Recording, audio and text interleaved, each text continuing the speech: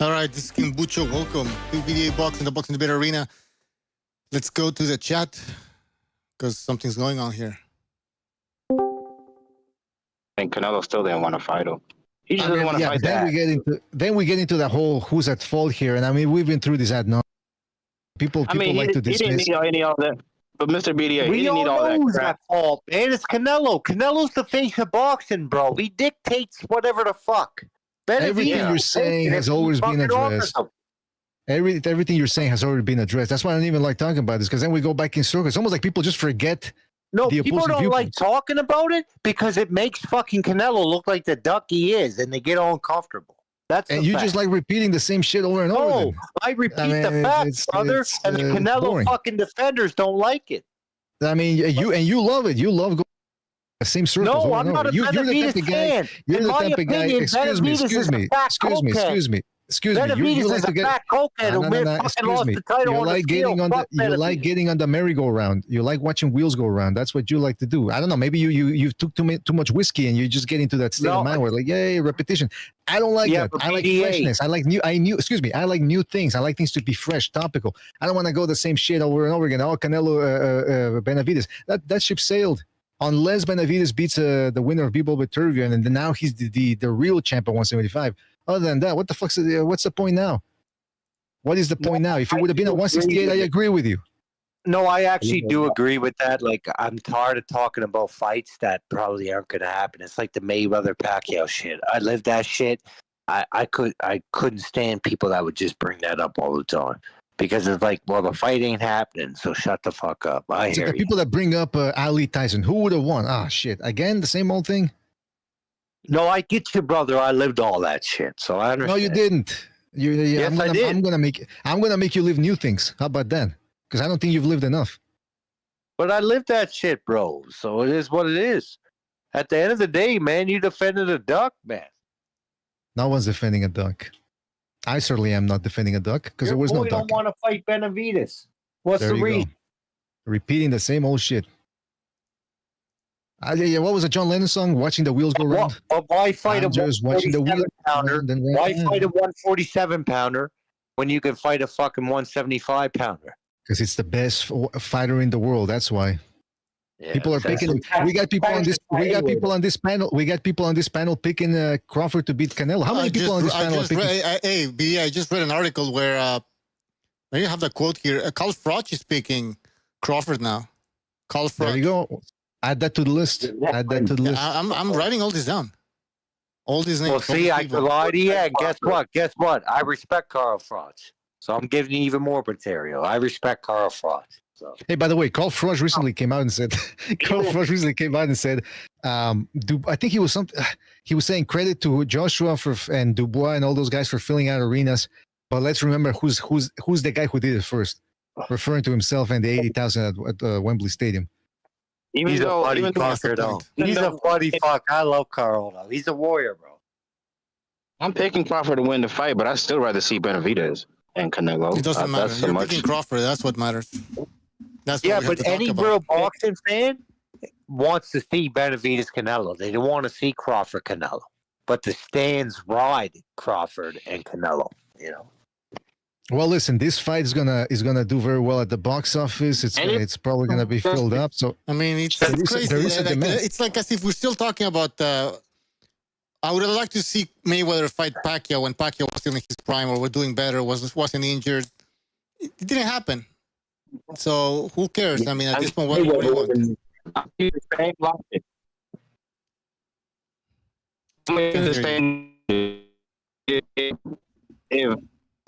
Oh, he's breaking up. You're breaking up.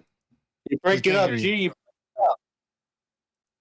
You're making so little sense that you're breaking up. Yeah. The powers that be are interfering. But yeah. No, but yeah, I'm tired of this whole. That's what every time somebody says, I'm tired of going round and round about Canelo. Yeah, but, and then they want to reintroduce the subject.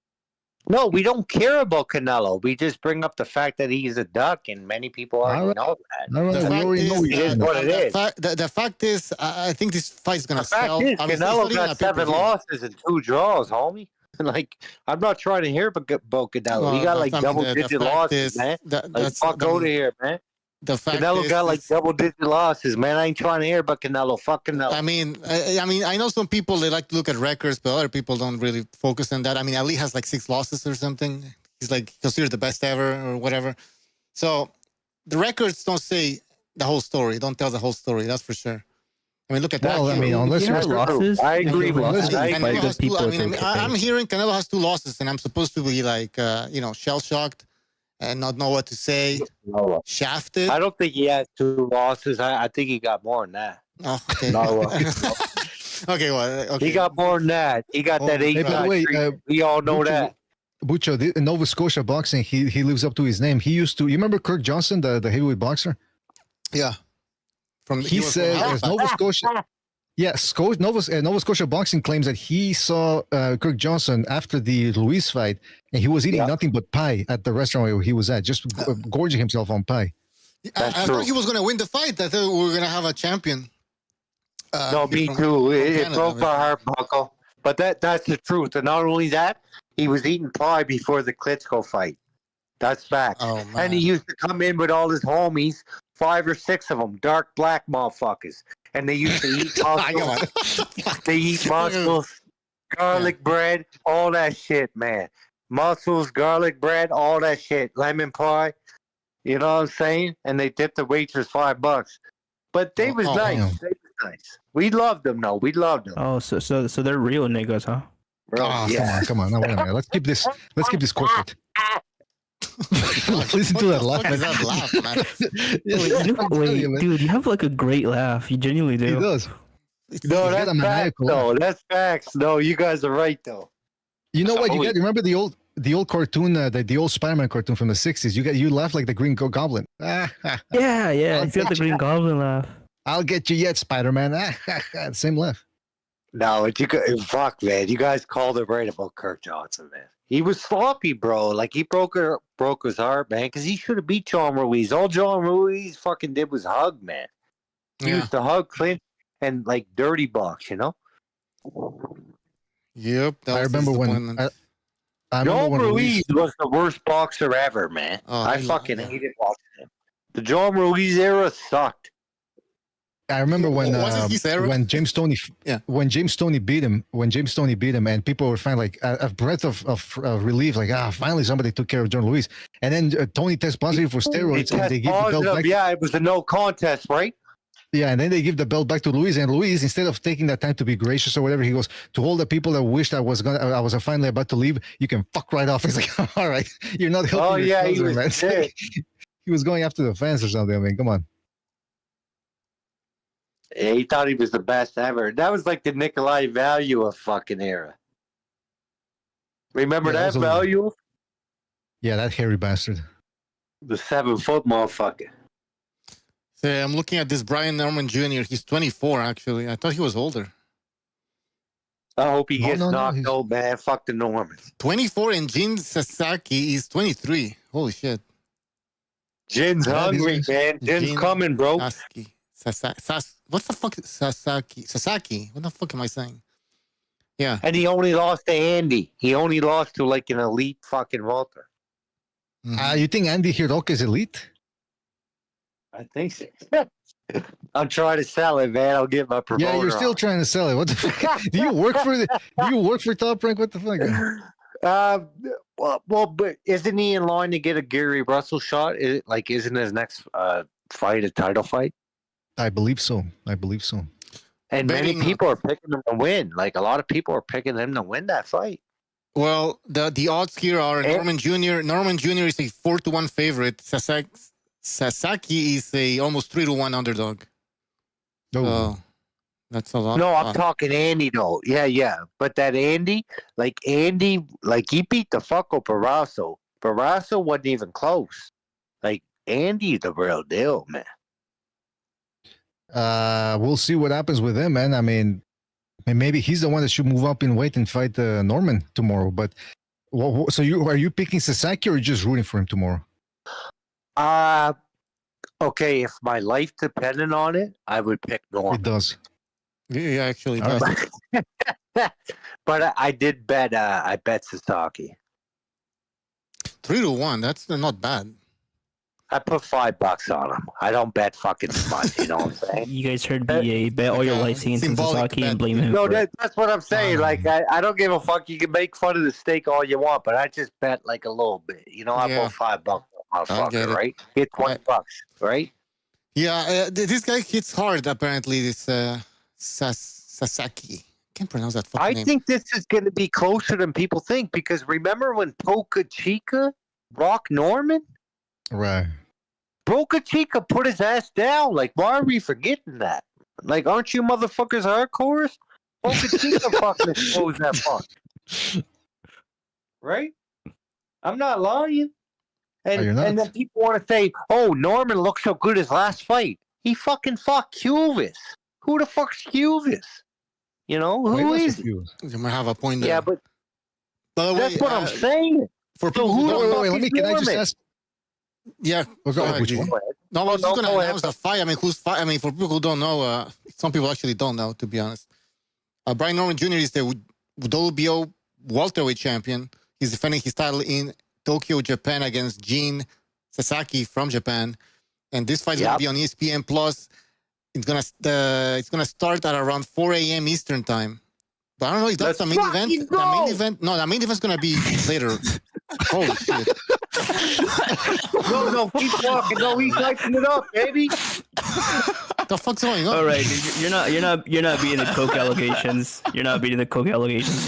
Yeah. No. I'm on the whiskey. You hear the La Jolla in the background. Bro. Damn. I got no shame. I would tell you if I was on. That's why he's bad-mouthing Canelo so much because he's with the lawyer right now. Yeah, De La Hoya's whispering to him. Say this. No, if I would store coke, I tell you, I don't give a fuck. I got no coke. Yeah, that's fine. We don't the judge problem here. with these days, I'd be too scared to snore coke because of fentanyl and shit. Like I don't trust these fucking street dealers. I'm smoking weed and drinking. You know what I mean? Like I'm being real. I'm 40 years old. I'm scared of these street drugs, man. See, Nova Scotia boxing, he's got all the angles covered. That's smart. That's very smart. No, I'm just being honest. Like I don't trust these fentanyl. Bro, we live in Canada. We live in a communist country. Like we got fucking meth labs there and fucking people put fentanyl in the weed. I bought a pack today from the liquor store, an ounce, right? I don't trust this weed. I wouldn't be surprised if fentanyl in it, man.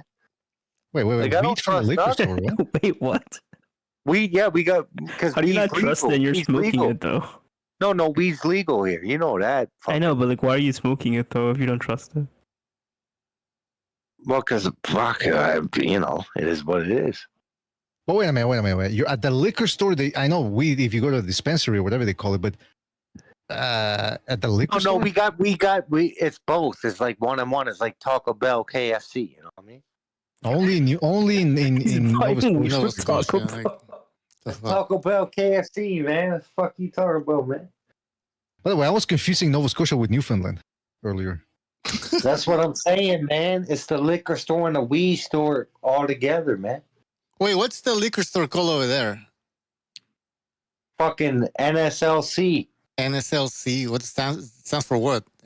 Nova Scotia. Nova Scotia Liquor Corporation, man.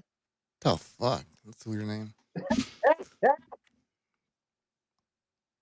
Yeah, dude. All right. What else? So you guys. Who are you picking here? Norman Jr. or Sasaki? I mean, I'm gonna go Jin. I'm gonna go Jin, but if my life depended on it, I'd go Norman. All right. Yeah, Norman's gonna be the favorite. Sasaki upset, split decision. That's the thing. I think Norman's gonna fight in range, and I think Sasaki can hurt him. Plus, there's no drug testing. There's no drug testing for the fight. Oh shit. So what? No drug testing, BDA. You need to report that shit. Why haven't you reported that shit on your channel, homie? Like, there's no drug testing for the fight, bro. Well, I didn't know about that. I didn't have all the facts on hand. This is what I'm saying. This is a hot scandal. It's a hot scandal. It's a salacious scandal. Norman Jr. is already talking about fighting Pacquiao. Or he wants Pacquiao. So yeah. Well, we got to see how Pacquiao does versus Barrios. If Pacquiao wins, then everything's up in the air. Pacquiao's not winning. I mean, never say never. No. I got Pacquiao with it, man. I'm a Pacquiao motherfucker. I'm riding with Pacquiao. I'm riding with Pacquiao too. Let's go Pacquiao. Where's all my Pacquiao homies at, man? Pacquiao, man. The guy's 46. Who gives a fuck? We smoking Parios pack, man. Yeah. Listen, Barrios lost 12-0 to Thurman. Barrios lost 12-0. Look what Pacquiao did to Thurman, dog. Yeah, that was 2019. Yeah, but Pacquiao and that fight, that exhibition shit, that wasn't real, man. Motherfuckers are judging a fight that wasn't real. That fight wasn't real, man. What do you mean it wasn't real? It was exhibition, dog. That shit wasn't on box, man. I don't know. I saw that Japanese guy. He was throwing hard. He was throwing bombs, and Pacquiao was looking at him like, "Really, man? It's an exhibition." And he tried going hard too, and he's being a gentleman. He's letting the fucking fighter get off, bro. It's exhibition. He wants to entertain, man. All I'll say is I hope you're right. I don't see it. That's what it was. What you mean? If it wasn't, it would have been a real fight. It was exhibition. Well, one guy was doing it like, bro. He's giving millions of his dollars away. This was a charity fight, man. He let a guy get the win over him, man. He's never giving me anymore. What are you talking about, man? This was This was Make a Wish, man. Yeah, he wasn't Make a Wish. He wasn't Make a Wish. Like that. Yeah, he was UNICEF. He was for UNICEF. No, he wasn't. But yeah, the fucking orange and white box. You know what I mean? Exactly. Yeah. You remember that? You're from Canada, but oh yeah, I remember that shit. Halloween and shit. What? But they used to have those boxes. They would hand them to kids. The UNICEF boxes. Oh yeah, so I remember. Oh yeah, man. I grew up with that shit, man. I'm 40, bro. But what was I gonna say? Okay, so real quick, back to the Sasaki versus Norman. I can't wait. That's what I was telling them earlier, Butcher, that sometimes a fighter looks so-so, but then he can power up for a fight, like Resendiz did versus Caleb Plant. So I'm thinking maybe this Japanese guy, Sasaki, does the same thing, because he's a very wild character, very rambunctious in the ring, but maybe this time he knows he's fighting a guy who can crack, so this time he tightens his defense up, he looks a little bit more refined. That's what can happen. What do you guys think? I guess it would add to your point that Sasaki sought the fight. He looked for the fight. Like he wanted this. Oh, is he like a number one contender or something? Why is he getting this fight? Like, Sasaki literally just came out and said, "I want to fight you, bro. Like, let's make it happen." Oh, come on, the back. It's interesting though that this guy called him out. It's interesting that this guy called out Norman for the fight, and Norman didn't make any excuses about the money, whatever. But when John Ennis came calling, all of a sudden he's like, "Well, what about my taxes, my W-2, his taint hurt or something?" Yeah. Come on, the back call. By the way, you guys know we're live, right? Come on, live the back call. Okay. I'll eat all your asses, man. We live, man. Bring them all back, man. Wait. Live? Like, are you recording or we're live on the we're air? live. I'm live streaming. All right. Well, I was about to drop a bunch of racial epithets. Next time, let me know, man. No, just do it. Yeah, just do it. That's why I just told you guys. So you keep the racism to an appropriate minimum. Yeah. Yeah, an appropriate minimum. Like, appropriate. Dude, why are you always censoring us, Bucho? That's hella lame, bro. Yeah. All that. Yeah, man. Hey, like, listen, I want to say the N-word. I want to say it. Keep it reasonable. Keep it reasonable. No, but you know what, man? With everything that's going on, I've been watching a lot of coverage from the Middle East, and it's time to take a break, talk about boxing, man. We're far away from that shit. Thank God. Boxing. But what do you think about the Benavidez Callum Smith fight? How about that? Let's roll with that. Oh it's a good fight. Yeah, I have some. Oh, we are live, man. We are live. Hey, all right, everybody listening, man. Tomorrow, we're gonna get a big upset. We're gonna get Jin Sasaki beat Norman by decision. It's a plus 1200. Jin Sasaki will beat Norman by decision. He's gonna wobble him early. He's gonna affect how Norman fights the whole fight, and Sasaki will get his decision in Japan. That's my prediction. God bless. I mean, it's true though. He should get it. He should be the favorite. I mean, if he goes for decision, he probably will get it. I'm just assuming. Well, because it's Japan. Is that what you're saying? Exactly. The Japanese are going to... Yeah. I don't know. I don't know if the Japanese do it. I mean, they're very honest. Yeah, like It's remember 1200. what was it? What's the name of the guy? La Princesa Oscalagua, or what's his name? Yeah, Anthony. Yeah, he should have lost in Japan, and they gave it the decision. They didn't give the decision to Hiroki or whatever the guy's name is. They gave it to La Princesa. He should have lost that fight. So. A lot of people thought Cafu fucking lost, and he got the decision. Japan is real fair. That's right. They got to bring back robberies, man. Yeah, why not, man? I'm just joking. Nah, you were being serious. A little bit, a little serious. A little bit serious. You know what I mean? Make bit, boxing yeah. great again, man. Where the robberies at? There you go. Who else we got here? We got. Yeah. A quote from Lekowitz. I call him Lokowitz, of course. He says, it's not easy to find the right guy to fight Benavidez. We're also ready to go to England and fight Callum Smith if the deal is right. Wait a minute. What happened to Las Vegas? No, then they also talked about Las Vegas. It's just bullshit. They're just pretending, they want to make you believe that they're ready to go anywhere or whatever. But at the end of the day, they're going to work hard to have this fight in Las Vegas. We were talking about this earlier. Benavidez, as they call it now. I don't know why.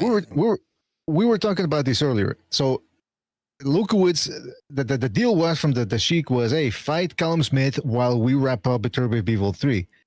Instead, Samson Lukowitz said, no, we want the belt. We want the WBC belt. And defend it. And so, yeah, so and they stripped the Bivol. That's offensive. They stripped Bivol of the belt. They give it to Benavidez. Now they're talking about Callum Smith. Why not just take the initial offer from the get-go? They were really that desperate for a fucking strap? Yeah, they maybe he thought he was going to get that fight, the Bivol fight. It didn't happen, so he's going to get some busy work with Callum, the pillow puncher Smith. Ah, come on. He's a pillow puncher, dude. He really is. That's an easy fight. That's a very easy fight. Gentlemen, did you just see the news that Rolando Romero got elevated to the full-time champion of the WBA? WBA champion. Just gave him a gift, huh? Welterweight. Yep. No, shout out to Rolando. He's a full-time champ. Wait a minute. That's insane. I'm confused. Who's the WBA welterweight? No. That's Boots, because Boots beat Stan Jonas. Yeah, Boots left it. He's vacating it. Okay, you're right. So Boots, that's it. He said he was going to move up in weight, and he is actually moving up. So he relinquished the belts. Yeah, he's moving up. Yeah, he's moving up. In WBA, the interim champ got moved up and got elevated to the full-time champ. I'm not sure what's going to happen to the Romero's IBF. a division champion, Hall of Fame now. Hall of Fame. I'm not sure what's going to happen to the IBF. Everybody check your WBA emails. You may be a champion somewhere. Yeah, exactly. So to go check your email, you might be a champion somewhere. You don't even know it. Yeah. I see him. You know what, man? Here's the thing, though. I'm looking at the so-called champions in this division because again, everybody gets a belt. You get a belt, they get a belt. So you got Rolando Romero's got the WBA, Brian Norman's got the WBO, and Mario Barrios has the WBC. This makes the era from 10 years ago, when you had Thurman, Spence, Danny Garcia, Porter. This is like special ed kids, bro. This makes it that one look like Sugar Ray Leonard, Duran, Hearns. Yeah, we got special ed kids getting titles out here. Yeah, what is this? Everybody gets a title, man. Everybody gets a title. Do you know who the top-rated contenders are at IBF? Who's going to fight for the vacant title? I can check that on Box Live or whatever it's called, but I know Sissoko. Isn't he in line for a belt? The guy who barely beat Kavaliauskas? Oh, I know one. Giyasov. He must be in line, right? Because wasn't he in line for the IBF shot for Boots? Oh, yeah, that's the guy that Ennis ducked, right? No, I'm kidding. Yeah. Oh, no, Boots. Yeah. Didn't Booty Ennis duck this guy was going to fight tonight? Ah, come on. Whatever his name is, Norman, was about to get knocked out. They ducked each other. One had like a taint issue and the other had a tax issue. Yeah, we know that. Taint issue? Ducks anybody that's like equal size to him. He's like, I can't fight him. He's too big. Yeah, Boots is going to 154 to target Bachman. He's going to find the weakest guys he can find, probably. I need some tune-ups, at least 10 of them. He'll target the weakest. Bachman and Fajora. Fu, if you had to guess or speculate, who do you think the Ennis team is going to target next at 154? 154? I'd have to look at the list of the weakest guy. It's probably going to be some random dude you haven't heard of who's coming straight out of prison. let me give you the list. And you tell me what you think is appropriate for a guy of Ennis's level. Hold on a second. I'm trying to look for the rate.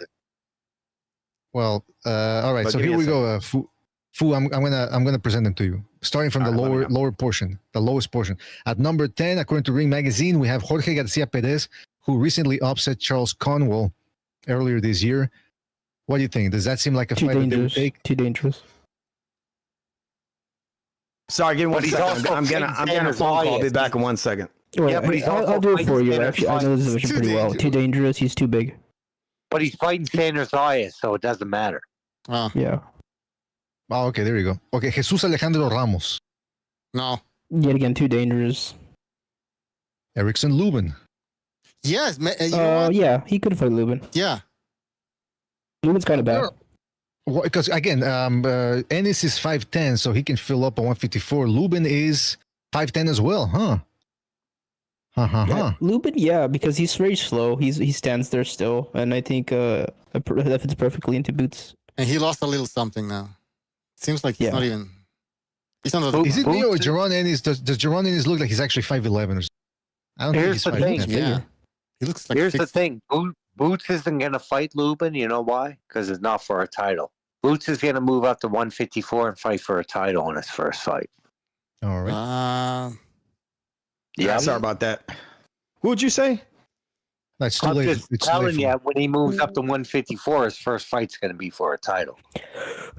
It's going to be whatever bum he can find, the worst one. I said Lubin. What do you think of FUTV or Julio? Wait, it's Food TV, man. The real Food TV. The greatest channel known to man. You know how it is. Wait, is there another Food TV, and that's why you had to call yourself the real Food TV? Yeah, there's a couple of people that took it, yeah. Yeah, I mess with Food TV, about? man. I like your shit sometimes, man. Yeah, sometimes. He doesn't know who you are, man. Come on. No. When I put in the shit, some other shit came up. I put in Food TV, the real Food TV, all this weird shit came up, man. Who's the fake real Food TV? I don't know, man. Some fake name. They do like OnlyFans reviews. What do they do? Yeah. A bunch of stuff pops up. You put the real, you put FU in there, you're gonna get all kinds of guys. Nova Scotia Boxing is saying that Boots Ennis is gonna go straight away to a title shot at 154. Do you guys agree or disagree? No, he's not. Who are the champions right now? Fundora, Bachram. He ain't fighting Fundora. He's not fighting Bachram for sure, though. And help me out with the last one, fellas. Come on now. No, does Ortiz have a belt? I already said it. Sander and Perez are fighting for the faking. You got Ortiz is the WBC interim champ. At the same time, Fundora is the full champ. Then you got Bakram Mortazali, IBF champ. And then at the WBA, you got two more designations. Crawford, apparently they still have him up there. Yeah, I see him. They have him as a WBA, which is the interim is Yoenis Tellez, who's a dangerous guy. Cuban fighter. New Cuban school, by the way. What the fuck is the new Cuban school? They're aggressive. They run less. They can take a punch. No. These guys are all action. Believe me. Turkey's like, hey, bro, you can't run anymore. No more running. I think Turkey's comment is going to scare up some boxers. Oh, the thing is, it doesn't matter. They can go and just, you know what they're going to do. You think Shakur's he's going to come and trade? He's going to revert back to his cowardice style. And Turkey's going to say, hey, bro, either I'm going to cut you or I'm going to pay you very little. That's what's going to end up happening. Cut you. Like basically, either you make money with me and it's going to be a small amount, but more than what you're used to, or you make nothing at all and I just boot your ass. Yeah, I thought you were saying like physically. No. He might cut. Yeah, that'd be cool. He might say, he motions to Crawford, with the two fingers, like, come here. He's like, come here, Crawford. Cut him. He has like a scimitar and shit. And then Crawford's like crying. He's like, no, he's my friend. He's my cousin. And then he cuts him. He my bro. He's my bro. Sapeda's gonna come in on Shakur. Sapeda's gonna come on to Shakur, right? He's gonna come on him. Keep on fighting. Keep on. He's gonna come. You know what's gonna happen? It's gonna burn. It's gonna counter him all night, and Shakur's gonna knock him out. It's gonna explode all over him. It's gonna burn. You ever saw? You ever played Mortal Kombat 2? You know, no. You know when you want to Scorpion make spits out the but acid? at the end of the day, Shakur's going to catch your boy. Because Cepeda's sloppy, he's flat-footed, and he got sloppy offense. He almost lost to an old-ass farmer. He's going to get beat up by a prime Shakur. Mark my words. Carry on. He got his ass kicked by a farmer? He got his ass kicked by a peasant. No, 2 fights. He went to war. Peasant. He went to war 2 fights with farmer. That's just facts, brother. No, the second one should have been stopped. The first one was a war, though. No. There was somebody on there earlier saying the same thing, but then they said they watched the second fight again and then realized they were wrong. No, I watched that fight 3 times, bro. I think Ennis would have to fight Virgil Ortiz, right, for that WBC? Is that what's going on? Or he's the interim? No. Virgil don't got a real title. Virgil don't got a real I know he's belt. an interim. He's an interim Virgil champion. don't call any shots. Well, Virgil is a miniature, bro. He's not a ball. He's an interim. No. Virgil calls no shots. Well, I mean, that could be one of the fights that Boots could have, but he's not going to do it. That's Boots ain't going to fight Virgil until Virgil actually has a real belt. I understand that. But what I'm saying, Boots and Virgil aren't related. You know why? Because Boots been a real champion, unified champion. Yeah, I understand this. But who's more worthy of a 154 title shot than Virgil? Like Boots is just coming up into the weight. So what right does he have to get a title shot? Boots. I don't believe that. He's coming up in weight. Hey, brother, I respect your opinion. I respect your opinion. Yeah, but we gotta respect. Look, the Virgil's fighting guys. He's fighting Madrimov, bro. He just beat him. Why doesn't he? You know. He beat Madrimov in my opinion, but he lost to Bocek. That's just my opinion. Now, Boots says he's a unified champion. Does that count for anything? If a unified champion was yeah. I would say the fair thing to do would be to have him fight Virgil for that opportunity to get a WBC shot. The fact that Boots has 2 titles at 147 should automatically grant him a title shot at 154. That's the WBO stance, right? If you have the fact is there's 4 belts. We're talking about boxing, a sport that is fucking with fuckery. We watch a sport that has so much fuckery. We have 4 champions in every division, so Boots can move up and fight a champ. Like, let's be real. Yeah, I guess a good one. I mean, I don't think he wants any of those guys. I mean, the WBA, there's no one there, right? No one even has that title. I think Charlo. Does Charlo have that now? Did they give it to him? I don't understand what's happening. I don't think Charlo has any belts at this point. He's got nothing. WBA. Oh, he has the ring. Does he still have the Ring Magazine belt? No, he doesn't have that shit. What are you talking about? No, they stripped him. They stripped him. It's Crawford, but Jermell Charlo is the WBA champion. Reese's. I mean, I wouldn't be surprised if there's still people out there who believe that all these guys are usurpers and that Charlo still is the real king. But I mean, you can't. I mean, I don't know. It used to be that back in the day, you could get stripped even if you were the lineal champion, and that's what Ring Magazine did. They stripped Charlo for inactivity. Yeah, I mean that's a good idea. But technically, he never lost. Fundora getting stripped of the WBO because Sanders is fighting Perez, who beat Conwell for the WBO. Fundora's losing one of the belts. You guys know that, right? And who's fighting for it, you said? Sanders Zayas and Perez. Okay, yeah, you mentioned that earlier. Yeah, Xander Zayas might be the dark horse of the division. Then again, the last time I said that was about Charles Conwell, and he ended up losing. So it'll be funny if they just keep losing into each other. Yeah, all the dark horses just end up losing. Well, Fundora's rematching. What's his name? What? Isaias with Matchroom? Tim Zhu. I think he's top rank. Oh. Fundora's fighting Tim Zhu. Yeah, I know. Yeah. I know. That's interesting. No, I know, but one of your chatters said, "What's his name?" Right? I said that because Bucho was talking, so I stopped talking. It's all good. It's all good. Yeah. I'm not trying to be aggressive. He was saying something. I know his name, Tim Zhu. Stop being aggressive, Nova Scotia. Well, let me scream. I know. I apologize, man. I got to give my mark. Let me cook. Let me cook. Let me cook. Sorry, fellas. Shakur gonna cook him. He gonna cook him. Now, you guys are all talking shit about Wood Sainz. Well, what if he proves you wrong and dominates the division? That's That'd be obvious. crazy. It's That would be impressive. That would actually be impressive. Tennis is improving me, bro. Nobody's fucking beating obvious. tennis. I'm not saying. Nobody I'm in just boxing saying. can beat I want to Boots see. Tennis. I'm not talking shit about Boots. I'm just saying. Hey, Yeah, I want to man. see him finally fight somebody that's his own size. You know, similar. Yeah. Yeah, And but I don't see it. Nobody's I'm not going to super sign that convinced. contract. I They're don't see smart it at all. enough not to sign the contract, bro. They're not just going to take a Exactly. loss to Boots. Boots is elite. Boots He's not is like, I bad, want but that he's not that Malignaggi. Ray Leonard, You know. Muhammad Ali. Like, Boots is different.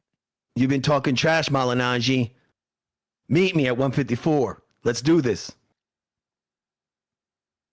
Facts. Facts. That's how you do it. Yeah, Malignaggi. This guy. I don't know. He talks a lot. Yeah, He's gonna be perfect. on bare knuckle fighting. Again? Who? Yeah, again. He just signed a contract. They're just He Oh. broke all his Who's hands he into fighting? pieces. we don't Who? know yet, but he signed a 4-fight deal. 4 Floyd? fights. Austin Trail? Oh my God. Austin Trout's way too big for him. Trout will kill him. Yeah. No. Who's on the BKFC deal? Sorry. Paulie Malignaggi. Did you say KFC? Paulie? Yeah. Paulie Malignaggi, man. You know, the Paulie's magic coming man. back to fight. What? No. Yeah, wait, yeah. The only reason Former why people boxing want- champion Paulie Malignaggi has signed a three-fight deal with bare knuckle fighting. Oh my God. Wait. It's I great. remember he fought. How are this you guy guys from not from fucking MMA. overreacting to this? This is retarded. He has no business fighting in this sport, man. He Call has it no out. business anywhere. Like, well, So yeah, I that's guess the 3 podcast, fights. But how are Oh you my guys God, not that's such outraged? great- Like, that's call such this great shit out, news. man. This is not right. He should not come back, man. He could die, That's- bro. Yo, I must have forgot. I hear that Roy Jones song in my head when I hear this news, you know? When I You give never a hook whooping with to a hooker. Montel Griffin. Yo, I must have forgot. Man, this can't be real. Watch me get knocked out by Tarver. Yo, I must have forgot.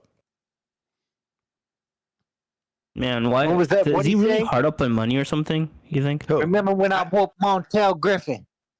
I got Like, is stripped by Paulie the like hung IBO. out hard up on money? Is this why he's doing this shit? Yeah, that's probably what it is. I mean, the guy's hands break if you just like sneeze on them.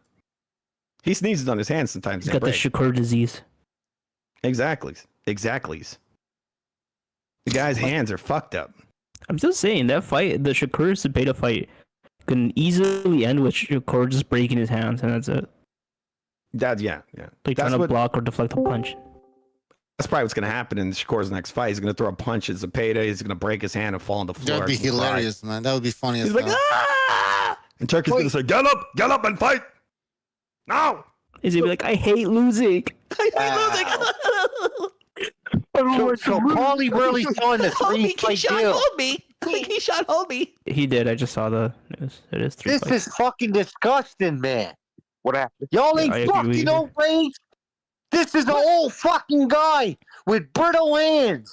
Oh my God, this is And you amazing. condone this fucking guy fighting in the BKFC? It's a disgrace, bro. Does he get to wear No, Crawford nobody's gloves? condoning it. I'm against it, to be honest with you. But They should let him wear gloves. This is not right, man. Yeah, they should. Remember that fight he had with the MMA guy? All he did was throw jabs Yeah, to the ball. art him. Like, Yeah. I was He was actually going to watch that live. I was actually boy, right? Conor McGregor boy. I was in Florida at the time. I was going to go watch it live. That's Oh, how God. stupid I am. thank God you didn't. I did, and I missed my opportunity. Yeah. Yeah. Did you? So you He's- regret it every night? Yeah, I cry about it sometimes. It's And fight he of the regretted century. he didn't get to see McGregor knock out Jose Aldo. I don't understand how they signed a deal with him. That's insane. This is crazy, bro. That's like the worst sport for him. Yeah, exactly. I mean, this Bare thing wasn't like he that was is a that is puncher or super anything. strange. Out of all the fucking sports to go Yeah, into, He with just, brittle he hands. just done like slap fighting or the slap thingy. Dude, he would break his He hands should if he just slapped come him. back to boxing, man. No, What are you talking Honestly, about? yeah. What do you mean, man? I think he No. could get some fights in boxing where he Well, could win. you know, no? at least in the BKFC, you can kind of dirty box and with some little short uppercuts, cut him up a little bit, make it look like you're winning, right? You can Okay. do that. Well, but give him some washed MMA guys or some shit. Yeah, that's probably Yeah, what one they're thing gonna do. about BKFC is there's a lot of guys that have limited striking skills there, and I think Conor McGregor could do well there. In boxing, I think he gets beat up by even the most. You know, if anybody needed to be able to throw elbows, it would be Malignaggi. But- They should have but elbow fight comp. And, that's gonna be. Don't steal it from me. Elbow championship fighting. It's all elbows. Food TV though. How did Don't rob me, you Paulie assholes. lose? I know it's coming. I know it's coming. How did he lose to Lobov though? How did he lose to him? You can call it the Iron Bowl. I actually thought he beat that guy. I thought he won. I thought he outplayed him. I remember that too. I think he did a little bit more. Yeah, I thought he beat him. He was boxing him, but he got cut up, and they really were, they were marking the damage because that guy Lublov, whatever his name is, he's got very strong hands. I mean, he was actually a very good bare knuckles fighter. Like his translation was great. Like he beat a lot of guys. He beat pro boxers. That guy in the BKFC. He literally did. Well, I don't think he won Malignaggi. Let me ask you this: do you think Paulie can be a champion in BKFC? He could if his hands could stand up to it. But he also needs to learn a little because he didn't use any dirty boxing in that first fight. He was fighting very clean, and this guy was just grabbing him up, hook around the head, boom, uppercuts, and chopped him up with those. With one exchange, he chopped Paulie's face all up, and I think that's really what they were looking at. That, and they just wanted to shit on the boxer, right, to build up the BKFC. That would actually be a good fight for a McGregor, Malignaggi, if they. Oh yeah, that would actually. Do you know what? I bet you that's probably what they're probably angling towards. That's probably exactly what they're going to do, because McGregor owns a part of BKFC, so it makes perfect sense that Malignaggi would get in on that, right? Yeah, I put money. They pair him up against McGregor. I pick Malignaggi to beat him. I think he'd chop him up if his hands don't break, obviously. Because they had a feud during the McGregor-Mayweather build-up where he used him as a sparring partner, and there was like this little 30-second footage of McGregor giving Malignaggi business. He had this fat ass. This guy McGregor had gone through a full training camp. Full camp. He was training for that Mayweather shit for years. Yep. Yeah, and Malignaggi's coming there all fat. He's eating his giant bowl of pasta before he steps in the ring. He's like, "What?" They just flew him in immediately. Drinking a Slurpee and a big gulp in the corner. Yeah. And they did that shit just to kind of build up that Mayweather fight. It's like, whoa, we beat Malignaggi up. That's why they did that, Yeah, Malignaggi started following McGregor over the place. Oh, fight me, Connor. Do something, Connor. Find your balls, Connor. He's like, you took my side piece. She's my side piece. Everything Malignaggi said was true because Connor got really, really scared. He's like, get over it. Get over it. he got all in his face. He's like, shut up. Like, come on, you got to get over it, Paulie. Come on, I'm trying to promote a fight here. Get out of here. Exactly. Because Malignaggi was calling out. He's like, dude, he said he took it easy on Connor. And he's like, shut up. Shut up. It's like he was there with his wife. And that was like his side piece, right? Shut up.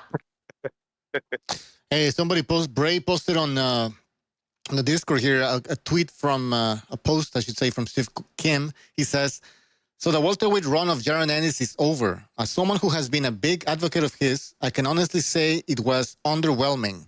Even though he lives as a unified champion, the overall resume seems thin. Let's look back at Jaron Ennis' welterweight career. Your assessment, guys. Oh, when he beat the great Sergey Lipinets, the guy coming up from 40,000. Hey, it was a good win. Let's not go like who's washed up. That was a good win. Did he not retire after that? Custio Clayton. What happened to Custio Clayton? Oh my God. Oh, the guy from Canada. You can say, "Oh my God," all you want, but nobody else beat him. And what the Which I think you're confusing Lipinets with Stanionis. Oh, fuck, I always do, yes. And many people thought Custio beat Lipinets, so. All right, no, Stanionis, okay, Lipinets, that win, okay, that guy was a 140-pounder. Stanionis win. That was a big win, right? Kind of trash. Kind of trash? Yeah, dude's coming off a 2-year layoff. He looks like he fucking his corner told him, hey, we're supposed to quit. Okay, I'll quit. Like, that dude could have kept going. He was not finished. Dude was literally smiling before he went back to his corner, and then they call it. He was fucking smiling at him. That fight was easy to predict, man. I mean, all you gotta do is, I hate using the term styles make fights because it's really overused in boxing. But you have a small pressure fighter fighting this huge boxer puncher. Yeah, but boxer punchers win that fight. These stoppages look what's his bizarre. best win, though, guys? What is his best win, guys? It's gotta be the best win. You're not really answering the question. The best win? I'll say Karen. Yeah, some people would say Karen. But he didn't beat Karen. That's the problem. He didn't beat him. Well, officially he did. So. Yeah, he really didn't beat him. If you score that, I mean. Well, how did you score the second fight?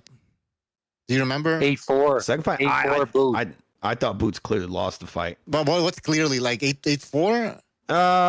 That's a wild take. 7-5? I've never heard anybody say that. I'd say 5-7. 5-7, Okay. but with the knockdown, 115, maybe at the most he could have got was maybe a draw. At the most, that's being drugs, folks. That's being generous to Boots. Drugs. No, dude, that was a boxing masterclass for the most part. And I've Boots never was not heard winning. anybody ever say Boots lost that fight. I mean, there's a lot. I mean, they see this. Like I said, they see. I'm just saying, they see his skirt. There are some people. They think all-time great. But Skirt, I don't great. respect. I don't respect the take, but I respect this guy. He's good. I mean, I don't think he won it. Say whatever they want. I don't think he did enough. By the way, why do you think he went for the knockdown? Because he knew he needed something. He needed to do something. He was looking like shit. I think it was Chitlin distributor in the chat says, I have Karen 2 zeros thus far. So he had the Karen win. I mean, the first Karen fight, I thought, wow, this guy is making Boots look like garbage. Like he just showed how Boots is just unable to truly cut the ring off. You got any kind of footwork. He just made the guy look stupid, but he didn't throw enough punches. It's like, what the fuck? You're not throwing punches. So I said it, if they have a rematch and this guy actually decides to let his hands go, he's going to beat Boots. And that's exactly what he did in the rematch. He touched him up. He hit him more. Boots got a knockdown, but he had lost so many rounds in my mind that he lost the fight. But I mean, you could give him a draw. I definitely would not give him a win. That's fucking ridiculous to give him a win. But I've never heard anybody other than you say that. So I just think I've heard many people. Ridiculous. But I respect your opinion. Why would it be ridiculous? That is a wild take. I like hearing wild takes. I mean, look. I've gone wild take, brothers. I've gone on many. Let me say this. I've gone on many panels, and I've spoken to lots and lots of people. And actually, most people have told me they thought that Boots lost that fight. And I was on a whole panel full of people. We were watching that, and everybody. I've never heard that. Has anyone here heard that? Was it the KKK channel? Yes. No, you fucking biased. You see, you got in my head, you assholes. There are so that's a Nazi thing. I thought he was close. Nah, I have to go watch it again, but I thought he lost. It wasn't a good look. I think we can all agree on that. I thought it was a very good performance of Karen. He looked very good. I thought Boots looked like garbage in a skirt. It was a good performance by Kieran, but he didn't win enough rounds. I don't even like Boots. We gotta rewatch it, guys. Like Boots. Kieran didn't win enough rounds. He won 4 rounds. I gave him 4 rounds, and he made the fight very entertaining. Oh my god, you got to do a lot for you to win a round, huh? But he didn't win the fight. I mean, you got to land punches. This guy's getting out punched. Well, I'll go watch it again. I'll give you. We gotta. No. Boots was hurting him, and Boots was laying a lot on him, man. But Karen gave a good fight. Karen was a warrior. He did. No, of course. You can't even. That's undeniable. I mean, I'd have to watch it again. Some people are saying I love the fact that how Karen clearly won the fight. It wasn't an easy fight. It wasn't an easy fight. Yeah. So this happened at welterweight, obviously. Now he's gonna move to 154. Yes. Imagine that type of fight at 154, trading blows like that. Something. I mean, God. Yeah. I don't know. Oh yeah. He's ready. He's ready. He's ready to die. Why is he ready? He's ready. I don't know. I mean, he's ready. He should be. He's ready for a champion. He's not going to do what y'all want, fight a non-champ. He wants a champ. I don't want him to fight a non-champ. I want him to fight, get in the deep waters. They've been building this fucking guy up for years now. So let's see you fight somebody your own size who's skilled, who can punch, who can actually knock you out. A guy that's actually gonna, give you some a real threat. So if you could be the matchmaker, who is it? I'd say first fight, Ortiz. Very first fight. Either Ortiz or Madrimov, one or the other. You know what? The problem is either one is going to be for a title. So like you got. Yeah, but this is a title. Look, Ortiz right now is up for a title. He's an interim champion. You fight him for the opportunity, which I think is fair because Ortiz has been there. He just beat the guy, Madrimov, who just went, he went right there with Terrence Crawford, who's considered this great fighter, one of the greatest fighters of our time. And this guy was going, blow for blow with him, pushing him back the whole fight. He needs to get credit for that. He needs to be able to beat one of these guys. And I think Madrimov would be a good start. I think maybe Ortiz is a little too much for him. Well, okay, can I ask you this? Actually, I think Madrimov might actually be too much for him. What if he goes straight to a champion? Who does he fight? Fondora, Bachram? Well, Fondora's already got a fight. I don't think I'd have to go look it up. Let me see. first fight. No, he's forgetting who the fuck is. No, I'm telling you, brother. It's Fundora. It's Brockrum. It's the winner of. I think any of those guys are going to beat the fuck out of him. I think any of these guys are going to. Well, we have to look at the situation. Fundora and Zoo are rematching, so we don't know who's going to be the champion coming right after the How dangerous is Bakram though? Because again, he looked like Mike Tyson in there against Team Zoo. But if you go look at all of his fights, the other fights, he doesn't look that dangerous. And who the fuck? He's good. You know what I mean? He would be a good fight for Boots. I think that'd be. Well, that'd be a comedy extravaganza. I think this guy would knock this guy out the fucking ring, probably. Here's what I think. Jaron Ennis is not going to go for a title in his first fight. He's going to go for the biggest name at 154. And you guys already know who the biggest name at 154 is. Name him. Who's the biggest name? What? Who? Keith Thurman. That's who he's going to fight. That's a great fight, man. Oh my God, he would do that shit, wouldn't he? He would fucking do that. I'm not saying for the fans. One-time Thurman is the name, man. We need Thurman back. That's crazy because that is the perfect. You know that's gonna happen. That's the fucking fight right there. Boxing great again. Whenever he's in boxing, it's fucking entertaining. We can all. You know what's funny? I think Thurman might actually beat him. He will. You're saying we all love Thurman. That's the sad part. Thurman's not even ranked, and he's just gonna beat the fuck out of Boots. That is not a great move because I think. No. Come on, man. Actually, I take that back. Thurman ain't beating Boots. Yeah, I don't know, man. I don't know. Boots. He might hit Boots with one of those uppercuts. He just knocked his bum out with. If Thurman beat Boots, though, I'd be happy. Because I love. Look, he might beat him. I can't see. Eddie Hearn would promote the living shit out of that fight. He'd be like, "This is a." Yeah, people are gonna start thinking that you really don't like Boots Ennis, to be honest. The what? A lot of people are gonna start thinking that you really don't like Boots Ennis. Are you saying he looks to everybody? No, I think he's unproven, and I think he's such a cherry picker that would be you guys just pointed out. I'm like, that makes perfect sense. That would be the pick he would take. And he would still struggle. Do you give him any credit for what he did at 47? Is there anything that impresses you about trying to fight Boots? What impresses me about him? Yeah, any positives? Almost nothing. Almost nothing. You don't see anything. No. I think he's a very strong weight bully for 147, and I think at 154 he's going to be outmatched by much harder punchers / stronger, better fighters. The guys are just all better than him. Every single one of them. Even Fundora, I think, would wipe the floor with him. Hell no. What about his trunks? I saw you this. I like the trunks. The trunks are great. The skirts, they just keep getting more. He's a high level skirts. High level. It's on another level. Adrian Broner, eat your heart out. How about his laugh? How about his laugh when he laughs?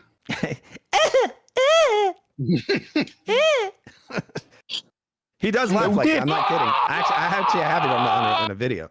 I'll say this about Jaron Ennis, man. Oh yeah. We gotta play our video later again. But, his dad's like, calm down, you fucking. I'm not. No, you could tell his dad was man. He got knocked out by Mendoza. Mendoza's nowhere near a fucking Boots. Yeah, look. His dad had. I'll say this about Spence Jr. Get him in there with Spence. He's nowhere. Oh my God! Spence will get destroyed, man. Okay, now FUTV, you can't say Spence beats him. Come on, man. That would be the fight they would choose, wouldn't it? You know what's funny? Spence might actually give him a.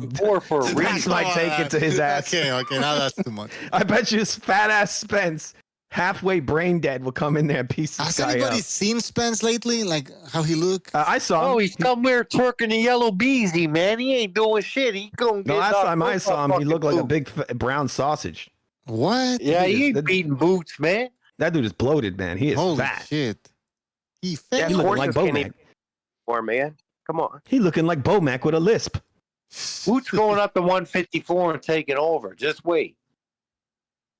Yeah, that's Crawford's another one of his great picks, right? He always picks them right as they retire. That's so amazing. It's a weird coincidence, huh? They always retire immediately after he's done with them. That's because he knocked him into retirement. Boots looked bad against Madrimov, and all of a sudden he stands around for a year waiting for Boots the Canelo looked bad payday. first who? No, I mean Crawford, yeah. Crawford, yeah. You know what? I've been on this for 2 hours. Yeah, he did. Crawford did look bad. Did you see their AI generated poster where they gave Crawford all these muscles and abs? Now, do you think they still hold on? Food? Did they steal anything from you in that poster? Or? Oh, definitely. Like what? What was the motive? I don't know, certain things. I can't talk about it. Legal stuff. Litigation. No, they stole my abs.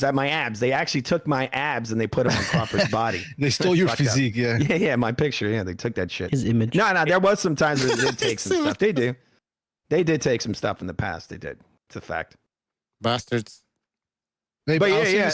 I like the ad because it shows you how full of shit they are when it comes to this fight. They gotta give this guy a fake body.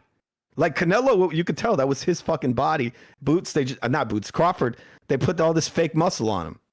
Maybe for the press conference, Crawford's gonna wear like a muscle suit. Probably he will. He's one of those like fat guys sumo suits. The problem, it's going to be a white muscle suit that they painted. It's just going to be leaking.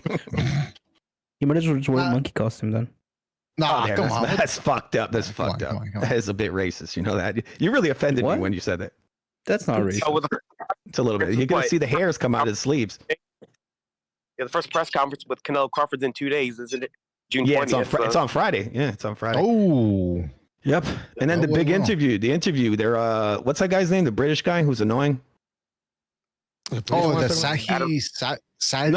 No, he's like a well-known interviewer. He doesn't even do boxing coverage. Not Peter. No. Piers Morgan. Pierce Morgan. Yes. Are you serious? Pierce Morgan. Pierce Morgan's doing an interview for Crawford. That just shows you the pull that this guy has. Turkey. He has a fucking Pierce Morgan. You know, there's nothing funnier than a guy like Crawford doing an interview at Pierce Morgan. Or even Canelo. Holy shit. Pierce Morgan's like, dude, Pierce Morgan's like, you think you're going to beat him? And then Canelo's like, oh, yeah, if you talk a shit. Pierce Morgan runs that shit, man. He's the hardest thing on YouTube, man. How many times is Pierce Morgan going to say, you have that dog in you? How are you going to beat this big man, Crawford? I got the dog in me. I'm gonna come in there and they think I'm gonna lose. You see how he talks? I just gotta go in there and do my thing. I just gotta go in there and do my thing. Yeah, that's that's gonna be a boring one. Canelo with his broken English and high pitched voice. I think I like this fight. And then you got Crawford, like you guys were saying, who the most uninteresting guy in the world. Terrence, what's he talking about, man? He got a baby, man. He got a baby on the way from another bitch. He's gonna go. Listen, Scotia, you're very good at selling fights. Crawford isn't. That's just a fact. I mean, these dudes, they're gonna ask you. I'd rather just see Scotia go in there and like interpret everything for him. Canelo's become a lot better at selling fights. I mean, look, this guy's over here doing wheelies and all this shit. He's doing wheelies. He's in the interview. I already seen a little clip of it. He's like, yeah, they come and they talk a shit. Hey, by the way, Crawford, I usually don't like to comment about this type of stuff, but Crawford, and I don't want to harp too much into it. I want to harp on the reaction of people. Yeah. Crawford was on a podcast with another Afro-Anglo guy. He's the guy that interviewed Cat Williams a while back. And the rapist. Shannon Sharp. Shannon Sharpie. Baby mama, man. Shannon Sharpie. Homie. Shannon Sharpie. And he got a fucking baby on the way with another woman, man. Touch on it, homie. All right, guys. All right, go ahead, BDA. Go ahead. Yeah, so that's exactly what Nova Scotia said. Crawford admitted that he's having a baby with another one. Now, I don't listen. Boxers, I don't want to cast aspersions, but I was surprised at the because I thought people were gonna say, so what? None of my business. Yeah. A lot of people were shitting on Crawford. People were saying, man, what a horrible guy. How can he do that? Well, he cheats. That's what he does. He's a cheater, right? He loads his gloves. He cheats on his wife. Oh, wait a minute. What's next? Is that why what's next? I was cheering for Crawford when I heard about him fucking cheating on his wife. I'm Canelo now. No, that actually got people to like him. People actually like him now. Oh, now he's actually sort of interesting. Oh, yo, stand on that. Notice like Noah flip-flops every other 10 seconds. For a cheater? I like how Shannon Sharp asked him, like, what did your wife say? And he has like this look on his face, like, what? What my wife gonna say? Like this kind of like, you know, care. he had like give a fuck. He had like a beater, like a beater. He looked like Ike, bro. He looked like Ike Turner. He looked like fucking Ike Turner. Yeah. In the chat, Bray saying, "Have you seen his wife? I do not blame him for cheating." Oh, that's fucked up. He has 6 kids. 6 kids. Beautiful. Imagine they showed a woman that he's having a baby with, and it's like a Melissa McCarthy looking another fat girl. Yeah, imagine that's. Yeah, imagine he's just banging fat girls all over the place. She's white. She's also white. Too, man. They need love too. And by the way, Eparaquest says low character bud. That's gonna be his new name. Yeah, he is. Low IQ. I mean, too. all I'm gonna comment on this is that I'm surprised people are calling him out on it, because usually Bud gets a lot of passes for worse shit than this. And not with this one, disrespecting your wife, disrespecting your kids. Fuck you. Yeah, his crowd of supporters definitely would not be into that, right? I like Barakua's chat here. I would never. His wife is just Bomac with a wig. Wait, who do you think he cheated with? Who do you think he cheated with, bro? With the hot Cheetos. he cheated on Bomac with a fucking wig. I think the kid's gonna be named Little Cheeto. Yeah, exactly. It's gonna be called Little Mac. The kid's gonna be called Little Mac. That's the first kid, yeah. Yeah, Bomac. We're gonna name her Bomac. Freddy, Crawford, eat cheat. I don't do that to Jinky. Wait a minute. Canelo gonna be now. I fight for fat wife because now I kill for the whale. I fight Bud for his wife. I fight for all the gorditas in the world. I'm gonna avenge. I'm going to avenge her. Yeah, Bud, you're not. All my marranitas out there. I'm fighting for you. What is that? That's pig, right? Yeah. Hey, who said that? Okay, let's move on. Yeah, who's making fun of fat? Who's making fun? I'll admit it. I am. That's up.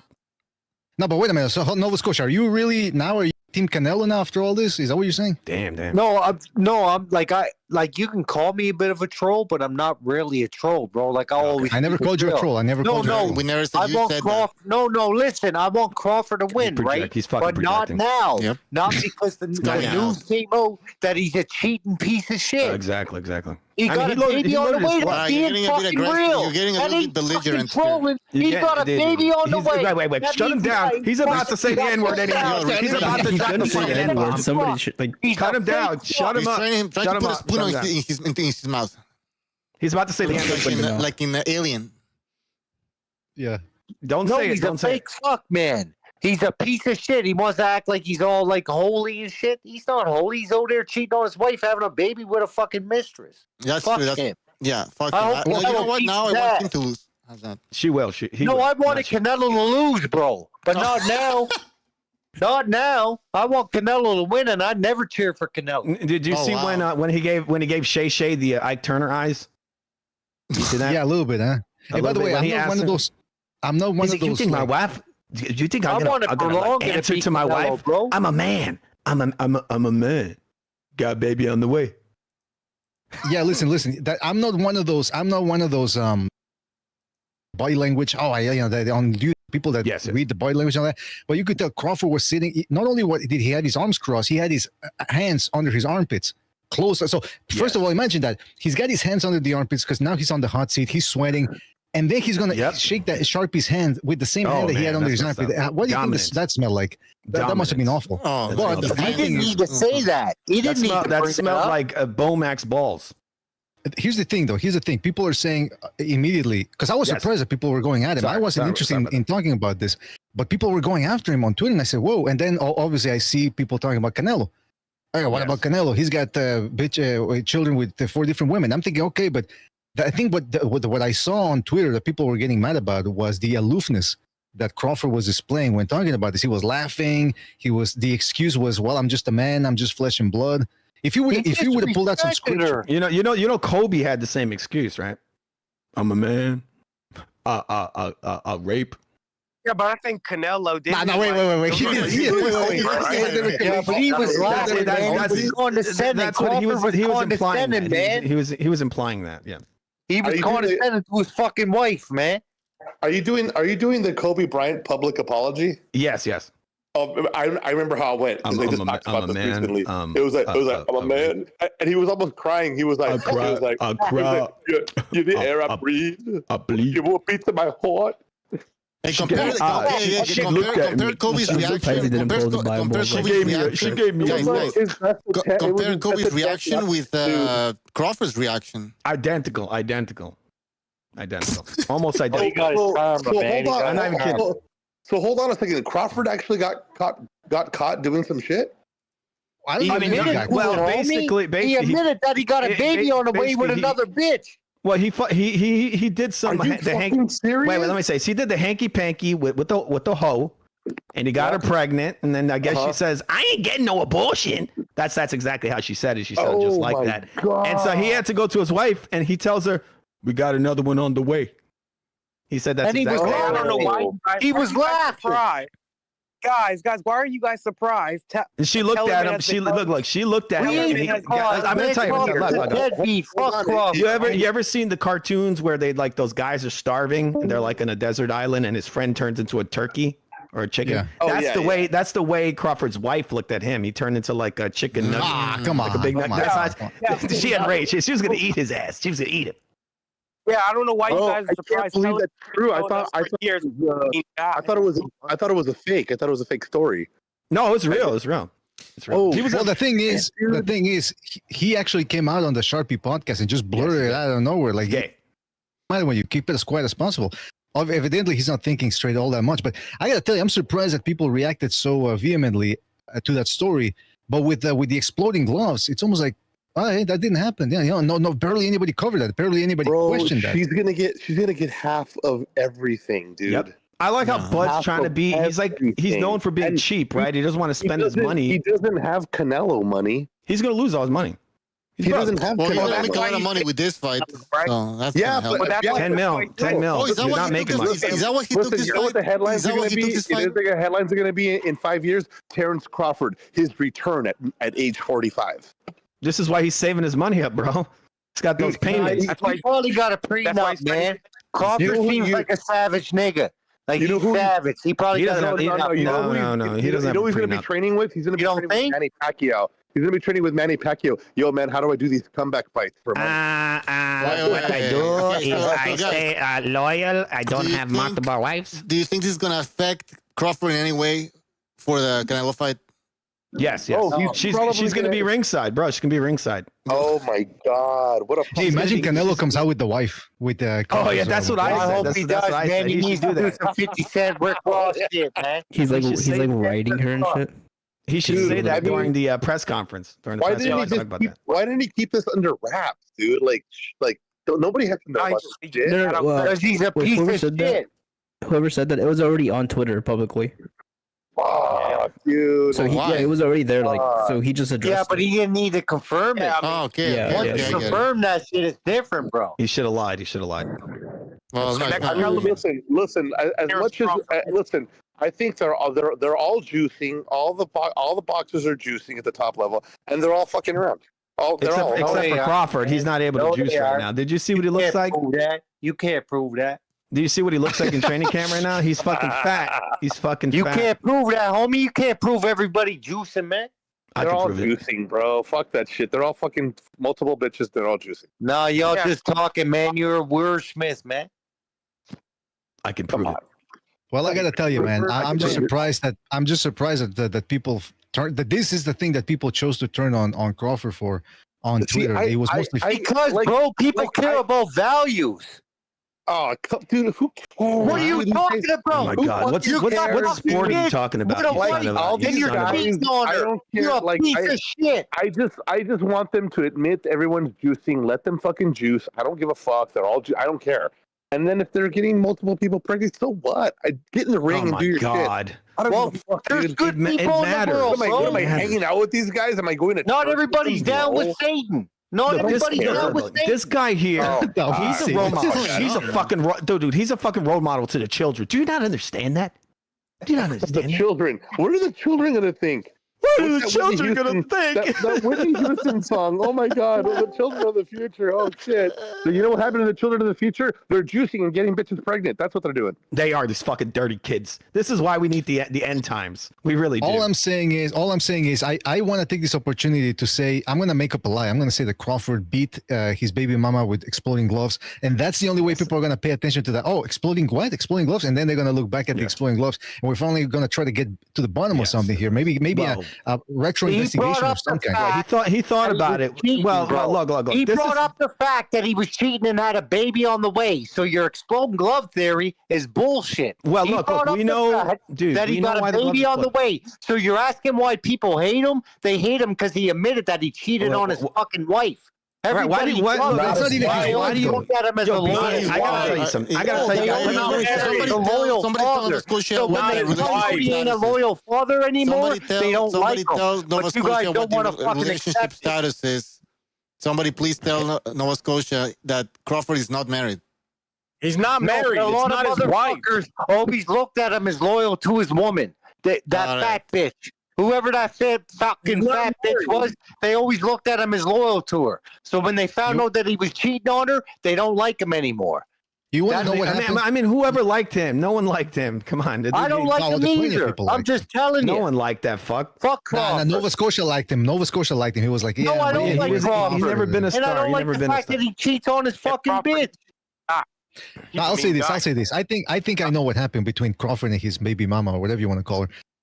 Because this is the experience. This is what happens with she ate them out of house and home. That's what I was gonna say. He probably, because he comes back from the gym, whatever, tired. Exactly. He probably had something saved in the refrigerator, and he was expecting it. He was dreaming about it during all training camp. Like a he Subway goes back, opens the fridge, and it's not there. That will drive you somebody nuts, and that's probably the straw that broke the camel's back. Yeah, you know how far he drove to get that lasagna, and she fucking ate all of it. They had 3 pieces in their refrigerator, right? He just wanted one. She ate all 3. What the? Now he was saving some for Bomac, and he was like, "Damn, Bomac." Exactly. That's really why he was angry, because Bomac was pissed off at him. He made him work extra hard the next day while he sat in a chair eating a Snickers bar. But you wonder why people don't like him. People ain't gonna like a guy that cheats on his wife. Like, not where's my lasagna? You said I'm gonna get some lasagna. Where the fuck's my lasagna? Wait a minute. This is that's the United States of America. Didn't people continue cheering on for Michael Vick even though he was pitting dogs to fight each other to death or something like that? Yeah, but that's different, man. Come on. It's different. Yeah. That's different. He got a lot of shit. People didn't want him to get signed by any team, but Philadelphia, of all places, gave him a chance, right? That's no surprise. Of course they had to, yeah. Philadelphia. Well, I think he was with Philly at the time. I thought. Yeah. No, what about Falcons, and then go ahead. Tiger Woods in 2009, 2010, I want to say, he got caught cheating, and they took away some of his sponsorships, but he was too big to fail, and they gave him back to him. Crawford but his is not on that career level. went down the drain for a bit because he was a piece of shit, just like Crawford. And you're going to see in September that Crawford's going to lose because of what he's doing now. Okay, how is it even related? No, you can say what he wants. Crawford's going to fucking lose because he can't keep his dick in his fucking pants. And it is what it is, brother. No, it's going to motivate him to win. I think he's going to lose for a lot more than that. It's going to motivate him to win because he needs the money to pay child support. That is true. Yes. Well, he's already getting paid. That's a good narrative, but he's too small. He's too small. He's like, I'm gonna have to be boxing until my mid-40s. I better win this shit. Exactly. Or else I have to go back to daddy. I have to go back to daddy, and I don't know how long daddy's gonna be around, but because he's too old now. But Top Rank will take me back for sure. That's what he's gonna have to do. Errol Spence, or Daddy Eddie, Daddy Hearns, Daddy Eddie Hearn will probably take him in. Daddy Eddie Hearn will be like, oh, you know what? Boots Ennis, he's done for because he hasn't seen the likes, and then that's it. He's not. This is not going to be his last fight after all. I don't know, man. I don't know. I think he has enough. I think he has enough. He's getting $10 million for this fight, so I think he has enough to pay off his baby mama. That's nothing. Once you have to deal with litigation, do you understand what happens to your assets once you deal with He'll pay her off. He'll pay her off for sure. He'll give her $1 million or something. It's not that easy, bro.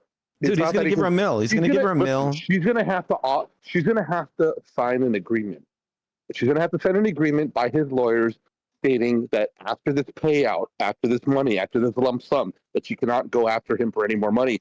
And then he's got to deal with the mistress. Yeah, you don't understand the implications of that. The mystery. The mistress. The legal system does not favor the men. This is not a boys club here, you guys. Diddy's coming for him. They're gonna bring his name up. I'm telling you right now, this is gonna. They're gonna bring up his name at the Diddy trial. The legal system does not favor the men. Never does. Diddy's gonna be like, Bomac came in there. He was just fucking everybody. And the reason it doesn't favor the men, it's not because they care about the women. It's just that the man Usher's going to be on the and they want to siphon the bench, right? They want to siphon the cash. Remember, we are all ATM machines to the government. The government will take any measures to take more money out of us. That's it. Plain and simple. That's I mean, it's obvious that she's going to show up dead. I had to kill her. I'm a man. I'm a man. We found exploding gloves at the scene. BDA, you got another topic, man, or some shit? Yeah, let's move on. You imagine they have exploded gloves at the crime scene, and he has to wear them. He squeezes them onto his hand. The only thing that's a mystery is how Bomac hasn't exploded with how much he eats. Yeah, he's like, you ever seen what is it, Big Trouble in Little China? He's like that Asian guy. Yeah. While he's exploding, but he hasn't quite there. Yeah, he's like that, but he doesn't blow up for some reason. Well, I'll say this. Crawford gets out, don't see him blow up. Go ahead. Well, Crawford gets another topic, man. You're exactly. That's what Bomac says to Crawford. Actually, sorry, that's what Turkey says to Crawford when he meets him in Riyadh. This is getting out of hand, let me tell you. I mean, listen. What I was gonna say about that is that in regard, well, I mean, we're changing subject, right? So tomorrow's, we gotta get back. First of all, I don't want to talk about this one too much because I don't think too many people care except the hardcores. But tomorrow via Japan, we had a good fight between Sasaki and what's his name, Brian Norman Jr. So that should be good. Isn't that tonight? What time is that tonight? Right, 7 a.m. in Eastern time.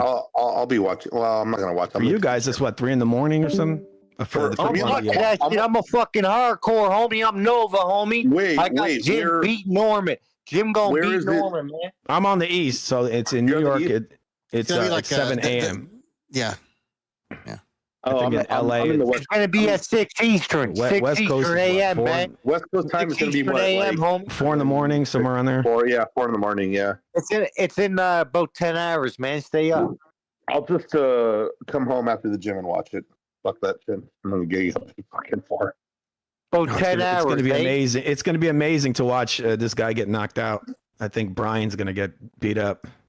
You think Brian's gonna get beat up? Really? Me too. Yeah. Yes. Brian's gonna get Brian Norman Jr. has. You don't think left hook? The big thing is the left hook this guy has. Yeah, he throws him in lunges. He got fucking rocked by Buchica, man. A lot of these motherfuckers don't know that. Buchica almost beat his ass. Have you ever seen Brian Norman like rattled, wobbled? I mean, he just struggled with his last opponent. Struggling is one thing. Buchica knocked his ass down. Anybody could struggle, and that's fine. That's boxing. It's competitive and has to be that way. But have you ever seen him wobbled?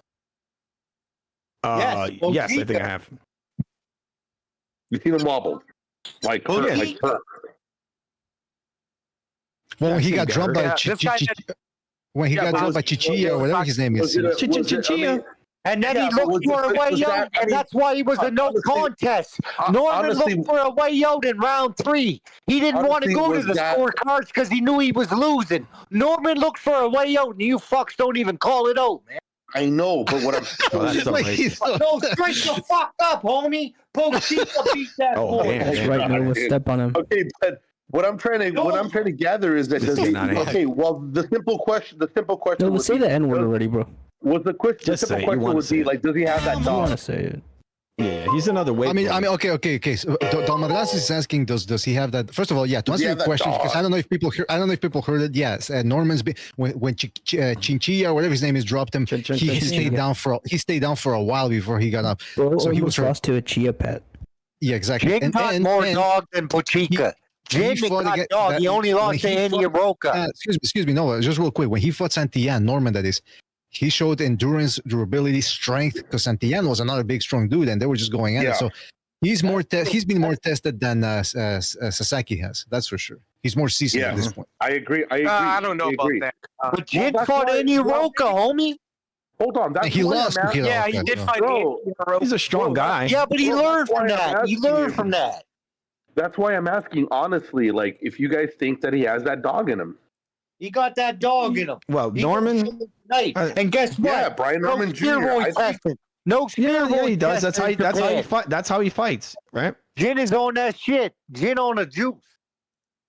That's how he fights. He's a wild guy who can punch. He's big for the weight class. I mean, either guy could win the fight, I would say.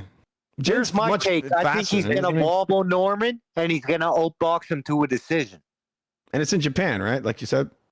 Yep. Yeah, in Japan. It might be. He might not be able to soften himself up.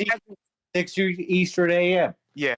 Well, that's the new thing now, right? They bring these guys, these American hopers, whatever. They bring them to Japan and just fuck them up. They take away all their little whatever advantages that they have. Yeah. I mean, I'd say that Andy Hirioka is a better fighter than anyone Brian Norman's ever fought. And Jin Sasaki fought him at 19 years old. And it went almost 12 rounds. He got stopped in the 12th round. And he gave him a good fight. He was 24 at the time. Hirioka was, so he had an age advantage over Sasaki. This guy's about to get his ass whooped by Japanese Justin Timberlake. Is that what you're saying? He looks like a member. He looks like a member of NSYNC, bro. But you know what happens with your food? Sometimes you make this outline like, okay, it's understandable to pick the underdog. I understand, but you make these grandiose predictions like, yeah, no, he's gonna get his ass whooped. Yeah, the guy's trash. Like you say that the favorite is trash. He's gonna get his ass whooped. And then if that doesn't happen, it's like, well, you know. No, usually I'm right. I'm usually right. I mean, did you see the weigh-in? How sucked in Norman looked? Because he got knocked down by Butika. He got knocked down by a guy. Norman looked like he was gonna. Norman looked like he was gonna die making this weight. Norman was he wanted out, bro. He was gonna lose that fight. He wanted out. Come on, man. And the guy that he's fighting has fucking. See, bro. These fucks want to protect the motherfucker. It was a no contest because it was before the 4th round. Norman wanted out. I thought you were talking about the weight. 4 rounds, it would have went to the scorecards. I thought you were talking about. I thought you were talking about. I thought you were talking about. I thought you were talking about the weigh-in. I thought you said that the Norman wanted out of like the weigh-in. Like he went out of the fight. Yeah, he's my bad. Norman's a hoe, bro. Norman the hoe. Yeah, he is a hoe. I'll give it to you. And he's gonna get fucking beat the fuck up tonight in Japan, man. He is. I predict he's gonna get his ass whooped. It's another one of those like Fulton, that kind of shit, right? Everybody. Well, I will say, Food TV did hit that like button and hit that subscribe, man. I will say, Food TV picked Ryan Garcia. I kept telling people that Ryan Garcia, I gave him a better chance than most, but I didn't pick Ryan Garcia to be Haney. Food TV did, so you got to give him credit where credit is due. Yeah, he definitely didn't come in well in his last fight. Boxing. It's the truth. It's the truth. It really is. Thank you very much. Yeah, it is. It's divine truth. It is. It's a fact, man. Been watching boxing my whole life. Bow down to him, BDA. Hey, Food, do you think you know more boxing than Nova? Oh, for sure. Hell no. Fuck this guy. I love him. I hate him. Wait, Food TV, aren't you the guy that's like pretty stoked on Tank Davis? No, what? I've never been big on him. I've never been big on him. I'm just asking. Food TV though, don't you defend Canelo ducking Benavidez? No. I've never defended Canelo. No, that's not. Who the fuck would defend that? That's some bullshit. You know what? I've changed my mind. I'm defending him. Oh, I do what I like. I do things. They talk a shit. No. I never defend him. I'm not a fan of that at all. My mother. I think actually. Definitely. I thought, look, this guy over here is going to beat the crap out of Norman. For me, what's strange about the Benavidez duck is that here we go. Oh god, no, hold on. What's strange about the Benavidez duck is that he fought a bigger guy with Callum Smith that hits harder, and I mean I don't know what I don't get it. I know he ducked him, but I don't get why he ducked him. Like realistically. I mean, I guess you could say he's a pussy, but I just don't like what. Why did you duck this guy? Out of all guys, he wants to fight safe fights. He just wants to make his money and fight safe fights. But what Benavidez is that he's not even. I mean, come on, dude. Like, really? But come on, dude. You know yourself. He fights for longer, but he won't fight Benavidez. That's dude. He knows that. I think Benavidez would beat him. I definitely would beat him. That's why he doesn't want Canelo's trying to prolong his. He's trying to prolong his career. Eddie Reynoso from his own mouth said we have to be smart. This is the end of Canelo's career. We're gonna pick careful. He's trying to. Let's be honest. Eddie Reynoso got 25 dirty fighters. Look, Canelo. He's trying to rob the bank. Dude, I don't care. What I'm saying is, look, he's trying to rob the bank. You know. But I'm just kind of like trying to wrap my mind around like why basic Vides? Like the guy is so basic. But he's not. He's very good. He's very good. What? See, you know, hold on. Madrassos is doing a. Hold on. That guy's very good. Madrassos is doing a very Middle Eastern thing. You know, Middle Eastern with a small hat on. He's doing a very sneaky thing where he's trying to let you think that, oh yeah, I'm pro Benavidez, but essentially he's throwing him under the bus by saying, no, I'm not pro. I see through you, Madrassos. I see through you. What, you think I'm stupid? That is disgusting. I'm not pro any of these dudes. Like I bought the last Canelo fight after not buying Canelo fights for a long time, and I like fucking really regretted it. You bought the skull fight? Dawn, I did. you know that Canelo shots in boxing. Well, because I bought the whole he wants Benavidez fight, he could fight Benavidez. He chooses not to fight Benavidez. Yeah, He's but never gonna fight him. You know what I just saw? I just saw the Benavidez versus David Lemieux fight, and I'm like, what the fuck is this, bro? But Dawn, you know that Canelo can fight Benavidez. Why I know. I wish he would. Listen, I wish he would. I wish he would. I really wish he would. And it's not gonna happen. I know it's not gonna happen because he fucking totally ducked him. And I'm like, why did he fucking duck this guy? Yeah, he ducked him. He ducked him. It's over. At least you admit that Canelo's I know he ducked him. Listen, I'm not in his camp. I'm not at his camp. Like, I don't really care about Canelo. It's like, whatever. Like, it'd be better if he retired. I really don't care. But it's just like, why did he duck this dude? Like, what the fuck, dude? Like, I mean, look, I think it would be smart for Canelo. If Canelo should fight him at one, he would fight him at light heavyweight. That's where he should fight him. That would be the way. He should, because I mean, at least Kovalev knocked out another light heavyweight right before he fought Canelo. This dude couldn't knock out a fucking light heavyweight that was older. And it's like, bro, you ducked this guy? Yeah, but Kovalev was a beast. He could punch. He kills light heavyweights. I know, but literally. But you ducked the guy that couldn't even knock out Vosnik? Like, really? And he's old and he's Vosnik on almost 2-year layoff, by the way. Almost 2 years. And you couldn't knock out that motherfucker? And you 2-year layoff. And you complain about being hurt? Your body got so hurt and damaged trying to knock him out. I'm like, I'm just like, dude. I'll let you know this. It just blows my mind. Like this dude ducked that guy. I could understand if he ducked. He had to. I could. They all ducking Benavidez, man. Listen, oh fuck that. I could understand if he ducked Better Beef, but to duck Benavidez is like it's like bullshit. I mean, Benavidez is a very underrated fighter. He's very, very good. Canelo knows. You don't want to fight Benavidez. One thing you'll never hear Canelo say. Canelo never says this guy's very good. You know. He's properly rated by some and overrated by a lot. That's what he is. Well, I'll say this, man. I'll say this about Benavidez. I think at 168 he deserved the monster moniker that he gave himself, by the way, which is weird because I've said it before. You don't give yourself a nickname. You don't give yourself a nickname because then that never sticks. Like the nickname I wanted to give myself, the 12-inch Mexican, it never stuck. Yeah, so it's the same thing with Benavidez. But I will say this: with Benavidez at 168, yeah, he was looking like a monster. 175, he's more. You know, those slaps they don't hurt as much. It's not really his weight. That's the thing. It's not his weight. It's not really his weight. His best weight is 168. The nickname his best weight is 168, not light heavyweight. He was a fat fuck. He's a fat fuck, yeah. Lost weight. That's 175. He should be a cruiserweight, dude. Dude, if he's you cannot fight as a big fat fuck. Everyone cannot be Butterbean, okay? Canelo's not going to fight him at either weight. Not everyone's Butterbean.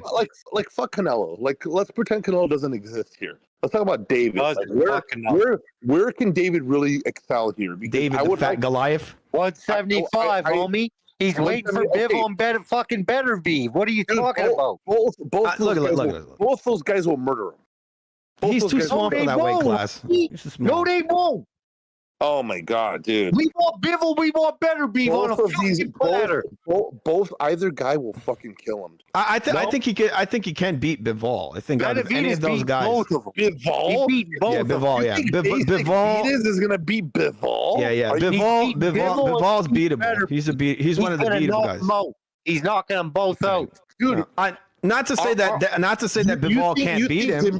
Dimitri Bivol is gonna lose rounds to fucking basic Vitas. Oh, I don't think he just gives rounds. I think he has a good Canelo, bro. He's fighting Benavidez. I think he has a good shot of losing. About Canelo. Fuck Canelo, dude. Fuck Canelo. Yeah, but Bivol fought a D+ fighter Canelo. He's fighting an A+ fighter. I think Benavidez has the style to beat a guy like that. Let's not talk about Canelo. Canelo's shot. He's old. He's a pussy. He ducked. Let's not talk about Canelo. Fuck Canelo. Canelo's old, man. Fuck Canelo, man. No, fuck Canelo. You know what? Benavidez is in his prime. He's young. He's 28. He's in his prime, dude. He hasn't done shit. By the time other guys were his age, they were already more accomplished. This guy, Don. How can man? He got Canelo ducking him. That's nothing. Yeah, I mean, he wanted the top guy, dude. He wanted the top guy at his weight. The top guy and the top guy didn't want him. So what is he supposed to do? He was a 168 fighter. He's 168. Exactly. He wanted the top guy. Top guy didn't want him. Benavidez got fucking Canelo ducking him, Bivol ducking him, Benavidez ducking him. They don't want to see this motherfucker, bro. They don't want to see him. I don't think those guys are ducking. They had a contract. Hold on, they accepted trilogy. No.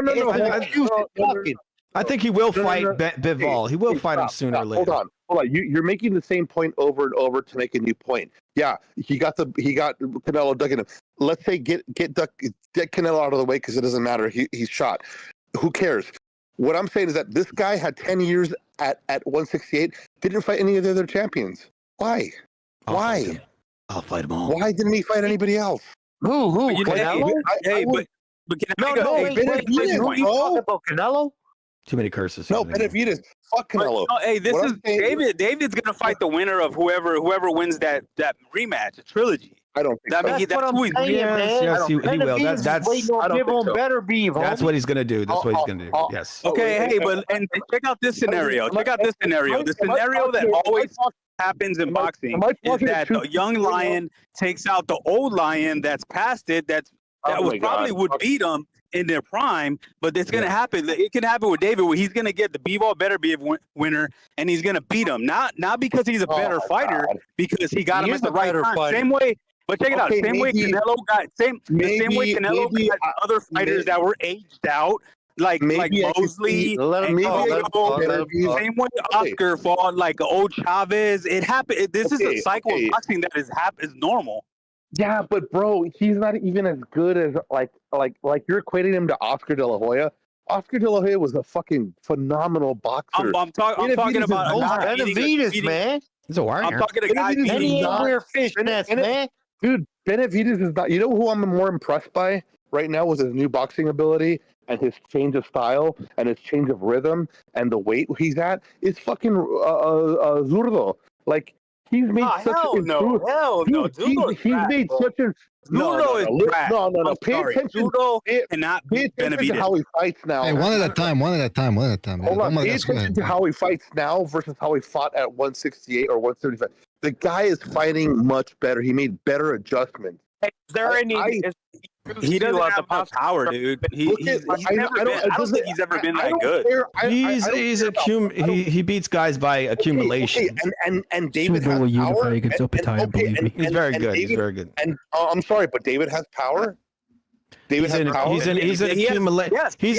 accumulation pressure fighter. One hitter quitter. He's similar to he's like look at what I'm saying. He's an accumulation fighter. He's a lot like Margarito, but a much better he's like a better version of Margarito. Guys, we need to change the topic, or we're gonna summon Mirage. We're gonna summon Mirage, and I don't want. I really don't want. Oh my god! You don't want. Look. I'll tell you this. This fight tonight. You need to watch this because this could be a really good fight with this Norman and this Japanese guy, if you know what I'm talking about. Yeah, don't go to bed, bro. Don't go to bed. This could be a big, really good fight. This is going to be a barn burner. I'm telling you. Wait. Did Nova Scotia say he's going to bed? What did he say? He's going to bed. No, I'm telling you, don't go to bed. This is going to be a war, bro. He's tired. He's tired.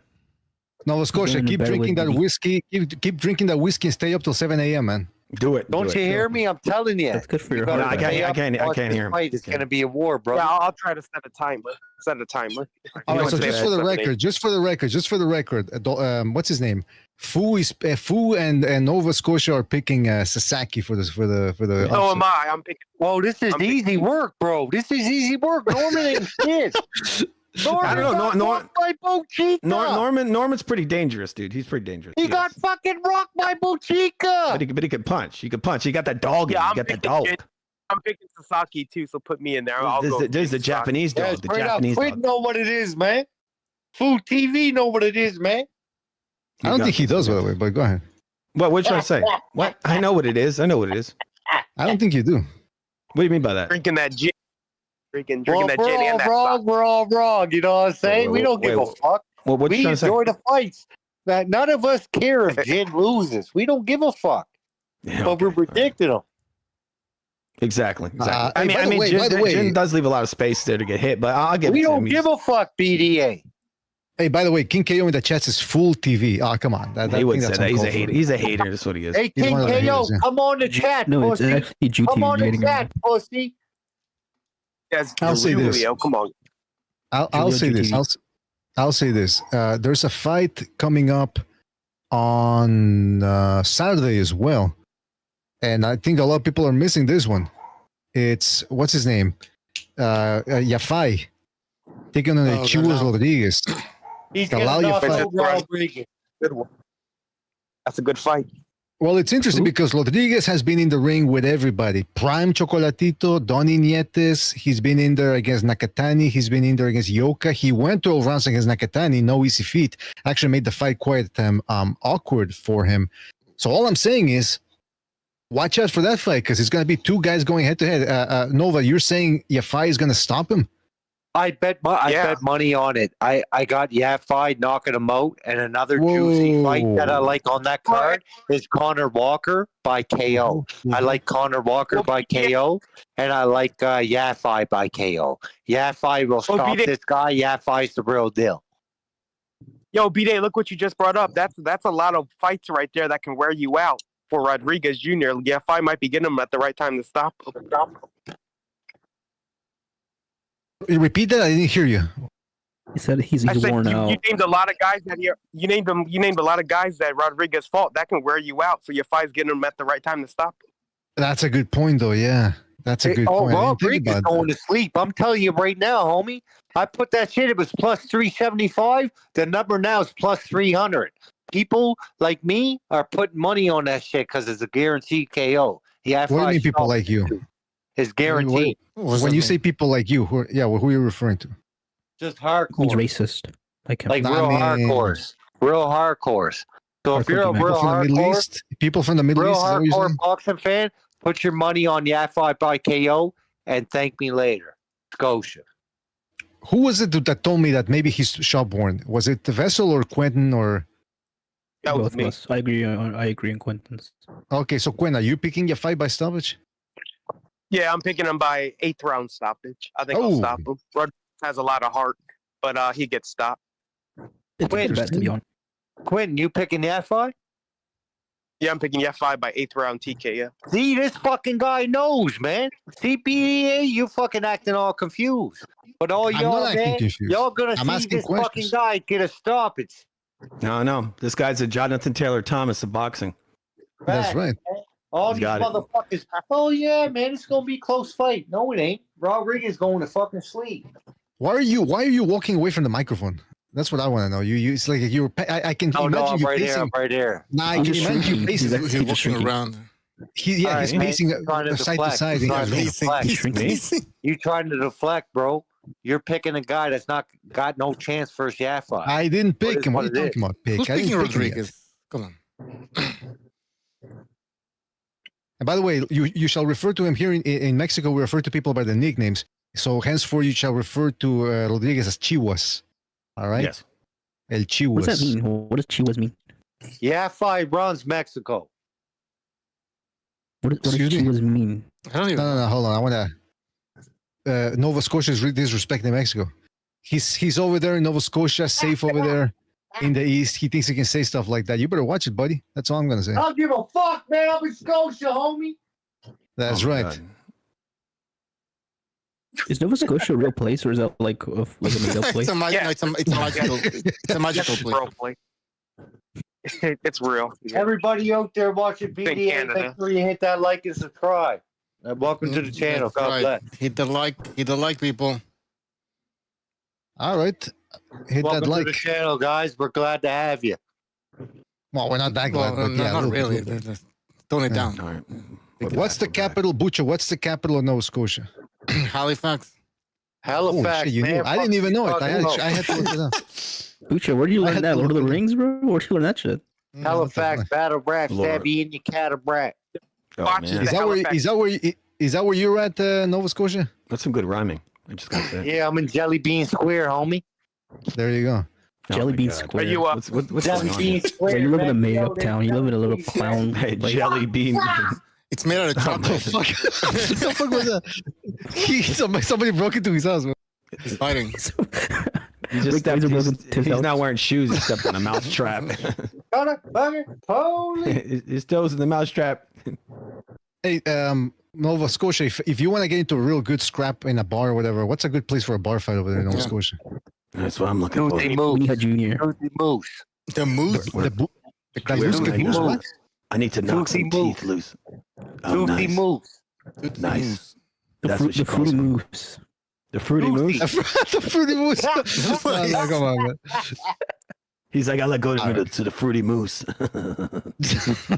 Fights lesbians to the fruity moose. They squeeze my ass and I go insane. I get angry. Get yourself a slice of ass. Is that where Kirk Johnson hangs out? That's where Daniel Craig hangs out. James Bond. Come on. That's where you get the lemon pie. You remember Daniel Craig said that? The guy that played James Bond? He says, I like to go to gay bars. No one hits on me. Yeah, No, I mean, Tootsie that was Moose, weird. man. He says, I get into less fights. I like how when they he was nominated for a movie, right? It was called Queer. So then they got the Oscars. They put the guy's name, like when they go, they read the nominations, like like Brad Pitt, Once Upon a Time in America, and then they show the photo. They show the guys in the seat, and they show his name, and then underneath the movie. So with Daniel Craig, they show Daniel Craig Queer. it almost sounds like a designation. Like this is Yes. Daniel Craig, extreme queer. but he said that he doesn't get it. He gets into less fights at the gay bar, so that makes me think maybe that's why I go. Yeah, because look at the straight bars, the guys kind of frown when you pinch their ass. He gets into less fights, Wait, is everybody here gay? Gay? No. I'm pretty sure someone's. There's got to be one guy on the down low on this panel, but who it is, I'll leave it up to you guys to guess. Exactly, at least one all the time.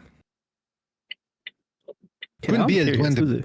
El Duende is too autistic to be gay, I think. I don't think it's him. It's not Duende, it's not Madrassos. Maybe Nova. It's you, BDA. Oh man, you quirky shit, nigga. That's I'm on the true. I'm on the true path of the Crimson Cross. I can't be gay. No. He's Southpaw? happy. He's happy. That's probably Southpaw.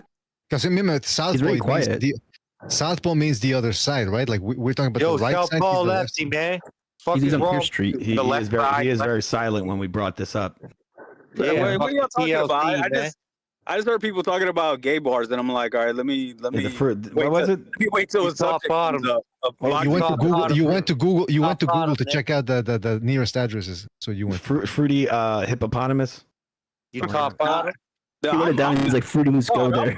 I'm masculine. I'm secure with my manhood, bro. I've been to the gay shit, bro. Like, there's a lot of straight women there. You guys think I go to the gay bar to pick up the straight women. No, Who said it was Southpaw? Who said it was Southpaw? By the way, somebody said Southpaw. You guess I nailed it. I nailed it. Yeah. I'm telling you, dude. You want to see some hot ass straight girls that are had their guard down? Go talk about those girls, man. Exactly, they got their. I know some girls that are like. No, because I got some homegirls that hang out. They got their guard down. He comes up and he's like, "Hey, girl, how's it going? You want to go get some coffee at your house?" I get those gay guys. I get. He turns into Mickey Mouse. I'm not scared of my man. You better check for y'all. Hey, girl. I don't want to touch you. I'm touching your booty because I just want a booty like you. All right, what the fuck is Food TV doing? He's singing in high falsetto voice. I'm gonna squeeze you. I'm squeezing your breast. I'm thinking about getting breast implants. All right, get him out of here, Bucho. Get him out of here. Let go. What was I gonna? All right, so we've got. Listen, Bucho, do you have a schedule of the next month's fight? I'm talking from today, 18th of June to July 18th. What do we got? Do we got anything? Handsome. What do you mean we got anything, man? Other than the fights we've already talked about. We talked about Yafai. We talked about. By the way, Yafai sounds like he should be slow week. Slow month, if you ask me. Well, we have next month picks up. We got Connor Walker this week, bro. Got the Wilder come back. On the June 27th from Quebec City, and Billy versus Sulecki. And you got Wilder that same day. Yeah, but this week we got Fino McAnally. We got Fino McAnally then. Oh, Jesus. We That got guy. your eye Tucker. No. This is being slept on, yo. We got your eye Tucker versus Lorenzo Truck Simpson this weekend. Wait a minute. Isn't Simpson the guy who lost to Mexican Dracula? That's what I'm saying. Nobody's excited for that. Your eye Tucker versus fucking Lorenzo Truck. Mexican Dracula. Who the hell is that? Vladimir Hernandez. That's a good fight, Truck, man. That's a good fight. Yeah. That's what I'm saying. We got Tucker versus Truck, man. Then we got a huge card on June 28th. We got Jake Paul and Julio Cesar Chavez Jr. There's actually some decent fights on the undercard. I got Chavez keeps winning, bro. Like, we keep making fun of him, but this dude keeps getting paydays, dude. It's crazy. That's true. How does he do it, man? That Chavez name, that's how it's taken him very far, man. Yeah, what do you mean? I remember I posted a video on Twitter. It went viral that my friend sent me from here in the Valley in Texas. This dude, after Canelo beat him up, it shows Chavez and he's got like 4 chicks in his room, and like he's on the bed and they're all over him. Oh my god! Yeah, they robbed him. It's crazy, man. I'm like, man. So I was like, this is how Chavez Jr. drowned his sorrows. They robbed his ass. He's a real gangster, man. No, but what I'm saying is, the story was that they robbed him. He met those girls apparently at a lobby, and they went up to him in the room and they robbed his chain or something. That's what he claimed later on. What a fucking dumbass! Money, man. You don't give a fuck, man. System is now. No, I'm just saying, man. It's funny. The dude keeps winning. Like, he's gonna. I mean, I don't know how much. Do y'all know how much he's gonna get paid? I know, like, when you fight Jake Paul, you're like 10 million, man. You give him 5 crazy. Chavez Jr. looks weird, doesn't he? He's got a weird face. Yeah, but he's getting paid in pesos, though, so that doesn't count. Cocaine money, man. Yeah, have you seen Chavez Jr. lately? He looks like somebody knocked his eyes loose. He looks like Mexican showbiz. He looks like Mexican showbiz. He looks like a psycho, bro. Come on, man. The dude looks like showbiz. Sorry, yeah, his face got all that bone callus from getting hit in the you know. He sounds like a horse. You ever hear him talk? He looks like a fucking. Dude sounds like Celine Dion if she was a dude. It's true that the Chavezes have a weird voice. He talks like they got sort of like a towel stuck in their throat or something. It's weird, man. He's coming to win. His dad fucked him up, bro. His dad's an asshole in real life. If y'all don't know, he's kind of a prick. But he wants to live up to his dad's name for once and for all, man. Oh, yeah, and he does that by knocking out Jake Paul. Wait, he blew up his Gardner. I'm almost sure on that. Vessel is asking if Chavez Jr. beat up his Gardner. So no, Chavez Sr. He got mad at his Gardner and hit him with a Nah, he lost. Wait a minute. Chavez Sr. got mad at his Gardner and beat him up, so he beat himself up, is what you're saying? I think he's on a losing streak. Oh, what do you mean by that? You get it? Because he's Mexican, he's a Gardner. Anyway, the point is this, fellas. Let's get back to business here. We're having too much fun. Chavez Jr. He can't win. He can't win anything. He even lost to his Gardner. That's interesting thing about Jake Paul is people go. I keep thinking, wow, when he loses, the gravy train's over, and then I remember he's got a loss to Tommy Fury, and he didn't derail his career that much. So that is weird. Is it impossible? So what I'm saying is it really impossible for him to lose against Chavez? Maybe they give Chavez a decision. I think Chavez, if he actually comes to fight, he should be able to crush this kid into the ground. I mean, come on. He has to be able to beat him. He can beat Paul. It's weird. That kid's got a bunch of fixed fights, I think. I think that's really what it is. His only real fight, I think, was versus Tommy Fury. That's about it. Hey, I thought Tommy Fury won every round except the one he got. He won most. I mean, it was a terrible fight. That kid just showed how much of a bitch he is. Jake Paul, he was holding for his life the whole fight. Wait a minute. He was holding for his life. That weird. Tommy Fury won every round but one. Yeah, but Tommy Fury also fought like a little bitch. He's also a bum. Yeah, exactly. He's a bum. Yeah. He came to knock Paul out, but Paul was holding for his life. He just kept punching, grabbing. Mm-hmm. Hey, by the way, really Dex 2024 in the chat says, off topic, I watched that movie Sinners, most overrated nonsense seen in ages, a poor man's Dust Till Dawn, Blackula, and Darby O'Gill in The Little People. Oh, come on. Anyway, we're not going to get into that. But I mean, why did you watch I didn't see it. I don't watch movies. I don't watch movies. Hold on. There's a boxing voice, man. There's another guy always talks about sinners. We ain't trying to talk about sinners, man. There's a guy by the name of Cutthroat. TV, man. I forget about sinners. Cutthroat, not even Cutthroat in the chat says, okay, come on. He says Fubu TV should know. He got ran out of New York City just like is that TY? Because no one calls me Fubu TV but TY. That's the only guy. That's the only guy that's the only guy who's ever called me that. Doo-doo TV. Fubu TV. Well, not for nothing, but I wanted to bring that up in the last open lines we had, and I got a directive from the board of directors that we are not getting involved in any of the TBC drama. So that's the official line. Yeah. Well, sorry for bringing it up, but that's a guy. Okay, that's right. Yeah, that's a dude I've been on a panel before, and he was screaming the whole damn time. God doesn't let you talk, and he called me Fubu. I was like, who the fuck knows what Fubu is? That's like some shitty brand from like. What, the 90s or early 2000s? Does it still exist? I remember Fubu. Does it still exist? I think he LL Cool J owned it, and I think he sold it to that guy Echo, the guy that owned the company Echo. I don't remember that. You know Echo, the clothing brand. Right. He's collecting dead clothing brands. He bought Fubu. Yeah, he bought all his garbage Chinese cheap made clothing. Right, that's probably what it was. Did LL Cool J sell it because he needed it for child support, or probably he needed more lip fillers. Come on, what the? I don't know. He's always licking his lips a little too much. It's a little gay. Get him get him some chapstick. That's it. That's all he needs. I don't know why he doesn't. You know what's a missed opportunity? He should have had like you said, like a lip gloss company. That probably would have been it. LL's lip gloss. That really would have been a great product for him. He's just, he's known for that, for licking his lips too much. It's probably the herpes. It burns. Geez. All right. Let's see. That's it. So, Butcher, what else do we have then? You the schedule. Well, somebody mentioned the Wilder fight. We don't care about that. I do. How funny would it be if he loses that? The return of the king. Oh, wait. So, the June 27th, that's on a Friday. And then June 28th, that's Jake Paul versus Chavez Jr.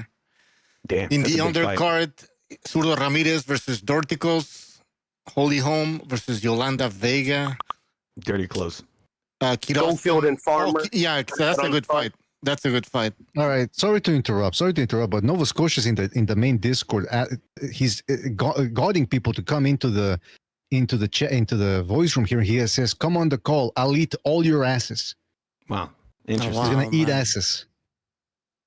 Wow. He's gonna eat you out, guys, if you jump on the VC. So don't go in there. Did he coach a boxing? Who came up with that? Technique back. That's what they do at the Fruity Moose. The Fruity Moose? Yeah, the Fruity Moose. They eat their ass. They eat your ass. You remember that video that came out with that gay guy in Israel in the box? That's what happens over there at the Fruity Moose. that was the guy that. Come on, man. Come on down to the Fruity Moose. Come on, they can't debate. They can't debate. That's the guy that beat the shit out of Floyd, right? When Brennan scared. Was that? The guy you just talked about? I don't know, man. So I got beat a lot of times, man.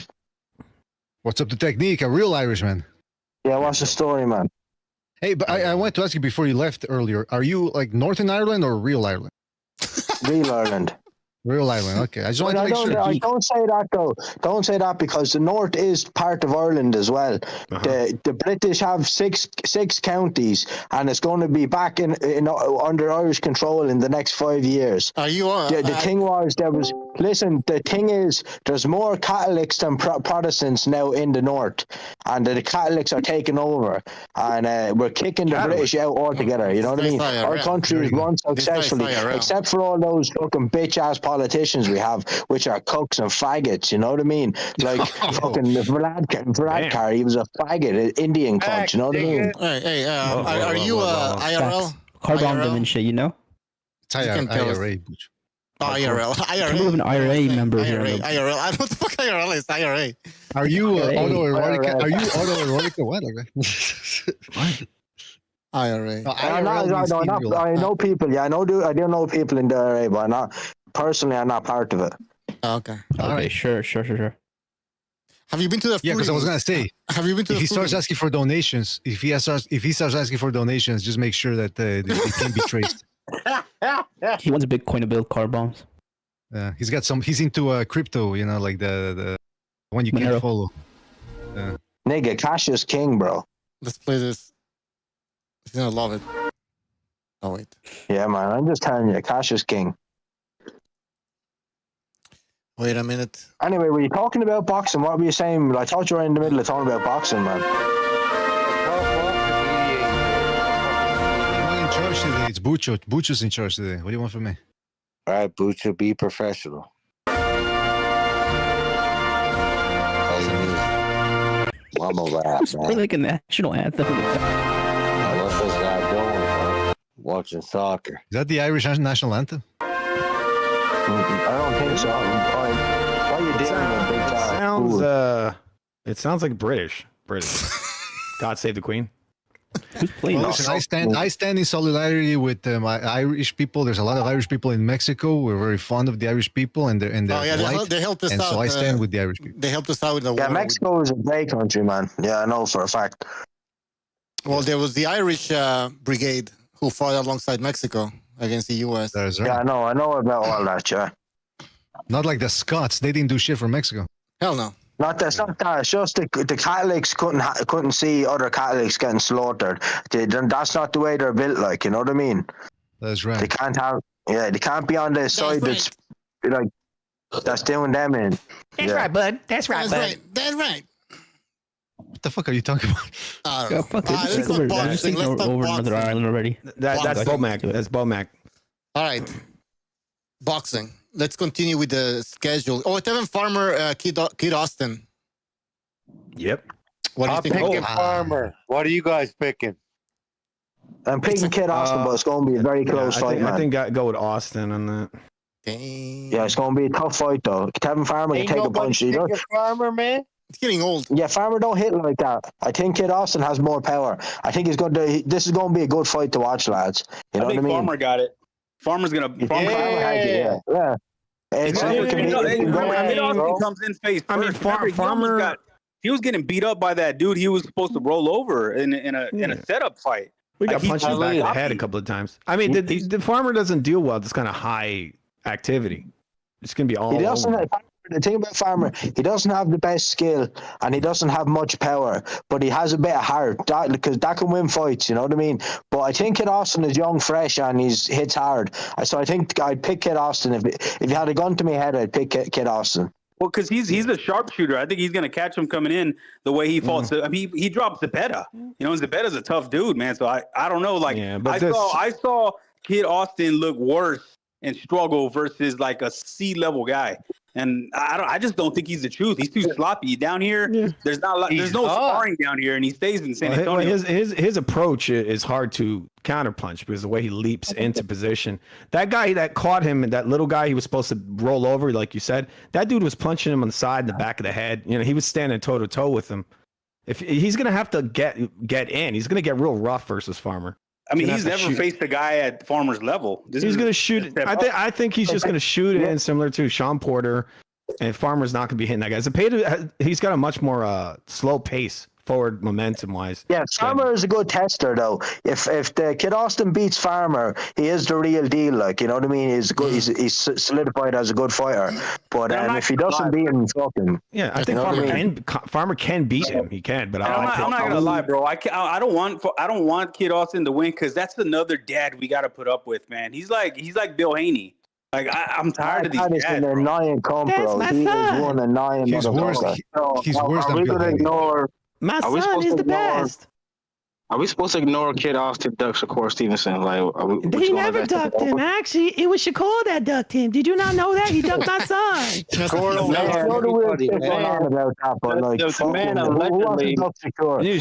ducked him. Get over it. Hey, but I'll pick a well-schooled, a finesse boxer with good reflexes like Farmer any day over a sloppy face first Sean Porter. He's not even. Sean Porter was good at what he did. I mean, this guy's a four-man version of Sean Porter. Yeah, I don't want to insult Sean Porter like that. One at a time. He doesn't fight. He doesn't fight like Sean Porter. But look, the dude was on his deathbed allegedly because of some sort of sickness. Oh, once we get back to the States, we're going to reveal all.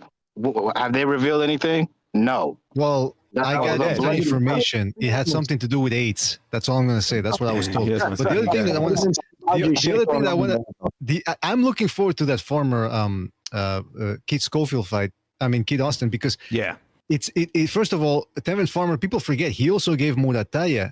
He made him look bad before the Cepeda fight. So he's on a good run. Even though he hasn't been winning officially on the scorecards, he's at least being competitive. And Schofield, the most entertaining thing is going to be his father. If Schofield starts struggling in that fight, I want to hear what his father has to say. Like, you're losing the fight. Why are you losing the fight? This guy ass. That's going to be the entertaining thing. But here's the other thing these guys aren't telling you, because they're always dancing around the issue. They're skirting around the issue, so they're leaving it up to me to say it. So I'm going to say, I'm going to be the bad guy. Yes. Schofield is half Dominican.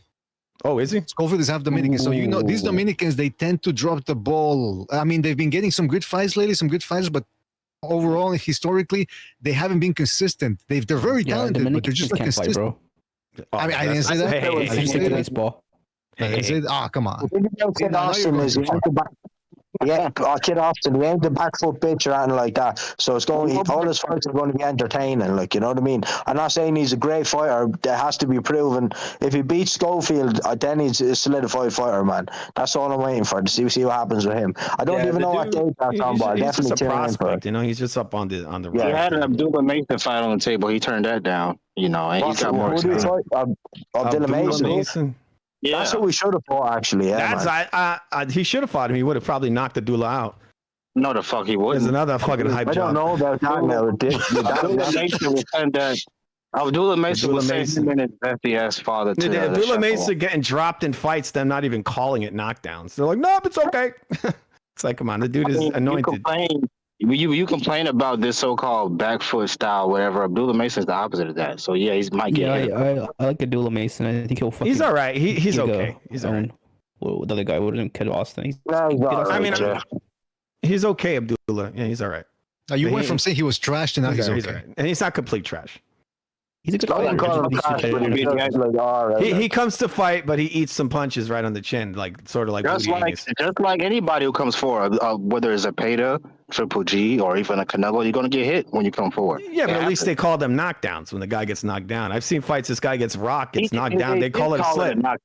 There was two official knockdowns in that fight. I could show you a fight where this guy gets hit and goes down, and they don't call it. Look, if I get knocked down twice, but I knock out my opponent, so what? That just shows that I can go through adversity and still come out on top. They were just talking shit about this kid Austin eating shots to the back of the head and going down. They called that a knockdown. They didn't, give him the benefit and say, "Oh, it's a slip." It's a knockdown. Yeah, at least when they get up, they have heart. But getting knocked down in the first place is a chink in your armor. You know what I mean? No, he's young and he's still growing into his legs. The same way Oscar did, the same way Tito did, the same way Canelo did. It happens. These guys are young and they haven't filled out. They're young and dumb. Especially he has skinny legs, man. So once he fills out, he's gonna be fine, man. He just ran right into a punch. And you got to think about it. They were talking this kid up so much. Maybe he got a little overconfident and he did walk into a punch. It happens. That guy who was fighting he was known as a puncher. So that was his first real puncher that he faced. So he did okay. He did good. Yeah. He's 19. Didn't that same guy fight Choo Choo Carrington later and didn't drop Choo Choo? Choo was like a 27-year-old prospect. I mean, I don't know. Abdullah Mason. I don't like that name, man. No. Abdullah. I don't like it. Or are you saying he wouldn't get to? Are you saying he wouldn't get to the airport? Is that what you're saying? No, definitely wouldn't. Not European and. That's a terrible name. That ain't a real name. That can't be real. You don't like Islamic names? That's messed up, bro. I don't see the hype behind them. They're really pushing the hype on them, and I don't see why. You know what I mean? Yeah. It's sort of like Boots. It's another skirt-wearing guy that they want to push. But at least Boots is backing it up a bit. Like he's stopping. After stopping Stanionis, and you know what I mean. He had them 2 fights with camera. He looked like a bitch. But nah, Boots. I wouldn't call Boots a hype job or anything like that. But I know there's a few people at 154. I think could beat him though.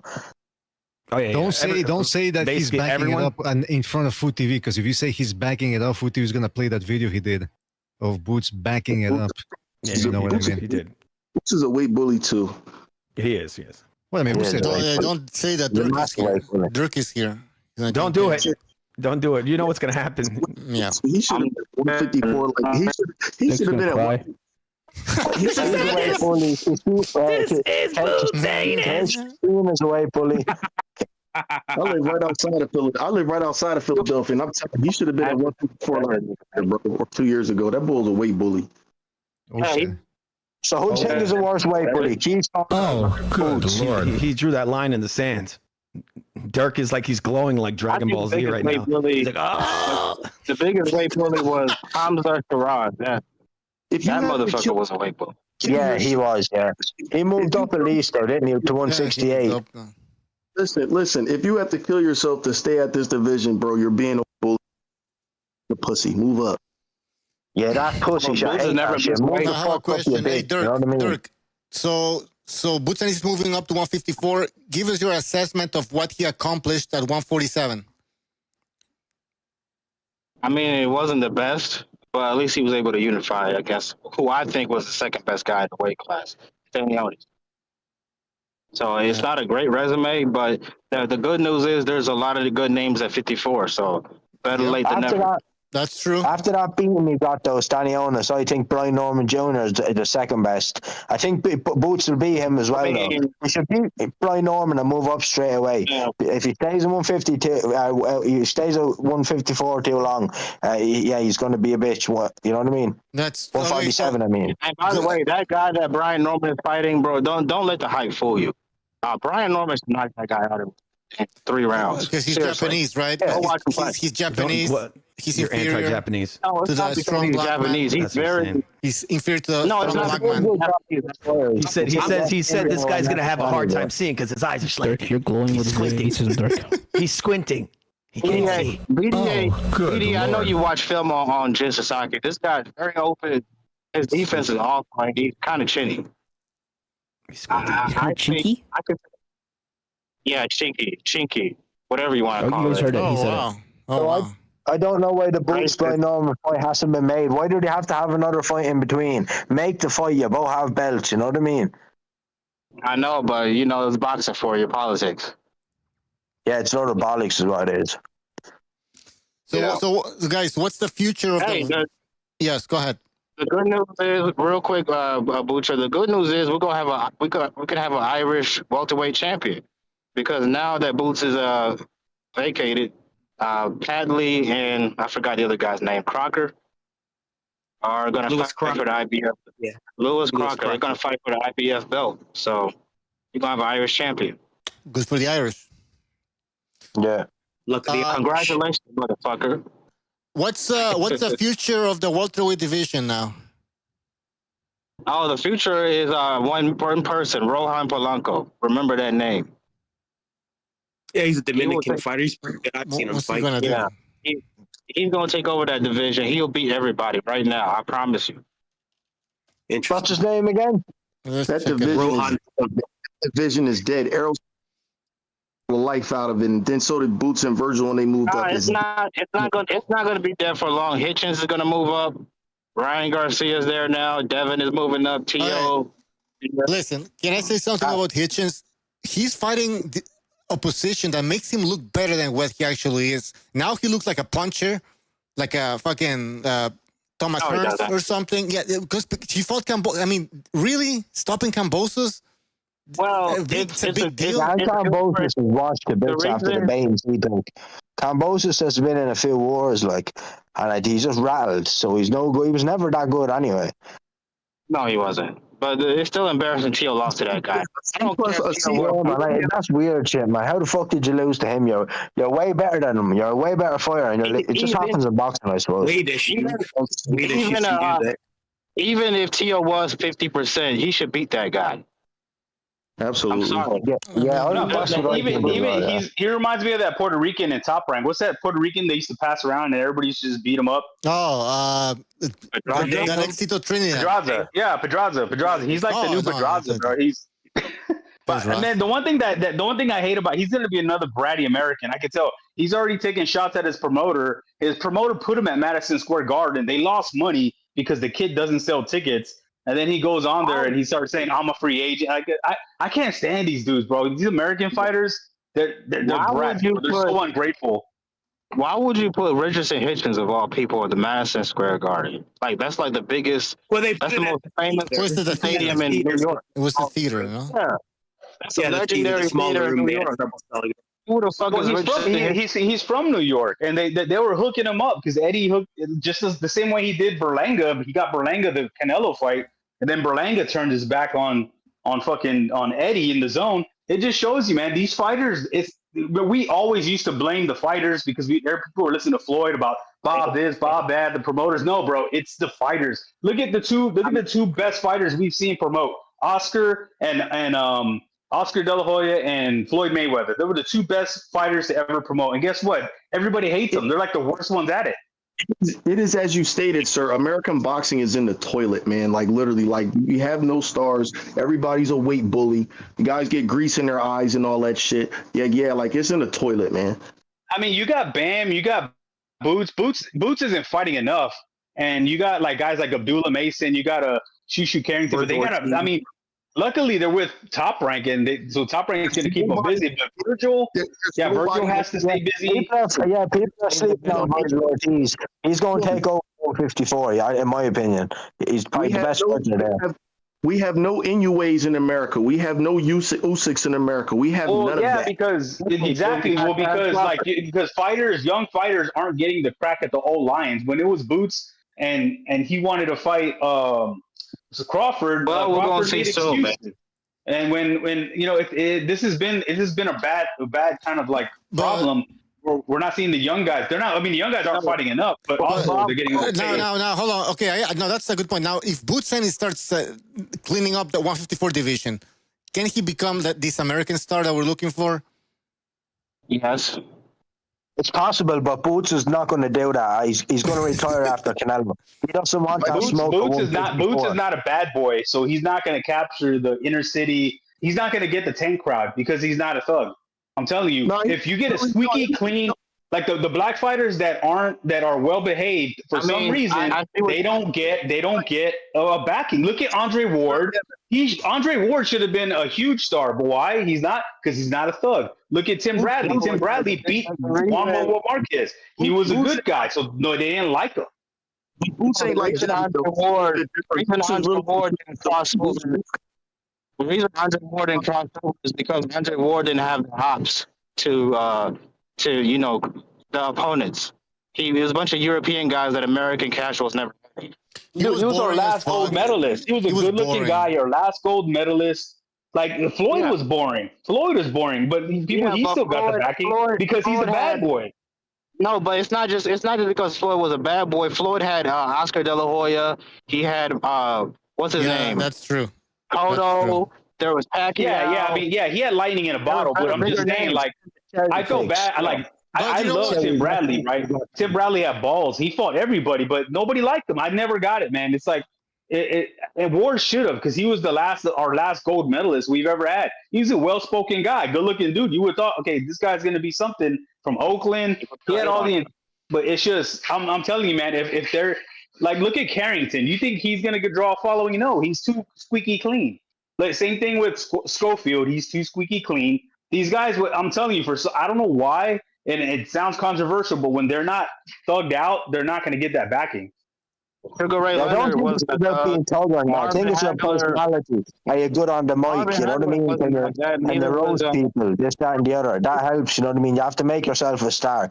But yeah, Bud ain't no fucking superstar or anything like that. Boots is never gonna. Boots ain't gonna be a star. I like him. Nah. I think he has the skills to be a star. But I just don't think he's gonna catch fire. Well, why not? I don't think he's ever going to be as accomplished as Bud Crawford, you know what I mean? But you were saying there a minute ago, Bud clearing up the 154 division. I think he's terrified of that division, to be honest with you.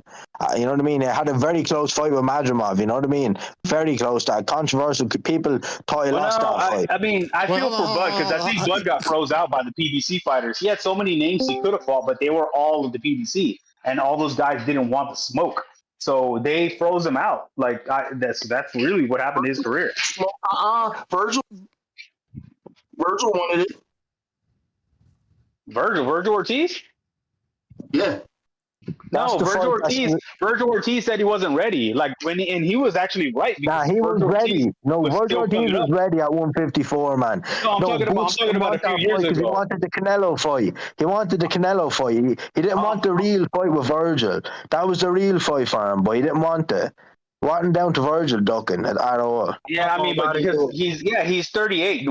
If he's got a shot at the cash cow, and you got an Arab dude that's gonna give you how much millions he's gonna get? 80 million. Of course you're gonna go. You're not. Why would you fight Virgil if you could fight Canelo? That doesn't make sense. Also, Virgil get over. Bud should have got a warm-up fight for Canelo. You know what I mean? And that could have been Virgil. You know what I mean? If he thought he could beat him, but nah.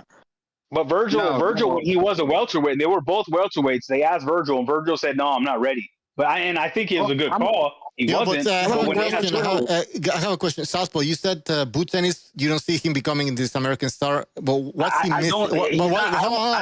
What's he missing? It's.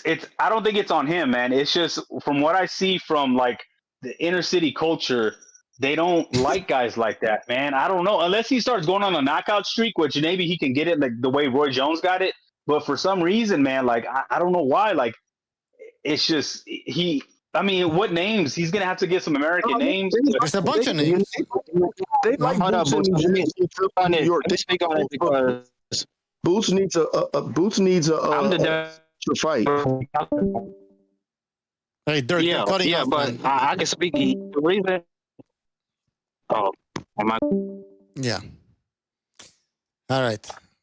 So we're talking Boots Ennis here. Guys, hit the like if you're enjoying the show. So yeah, Boots Ennis, some people are saying he's not superstar material, and I want to find out why. So Dirk. Dirk, go ahead. I'm sorry. I think he can become that star because since Spence and Crawford are retired, Tank ain't really doing much. The African-American fan base has to go towards somebody. That's true. He'll be there by default. So that could happen. He will be the guy. Anybody else?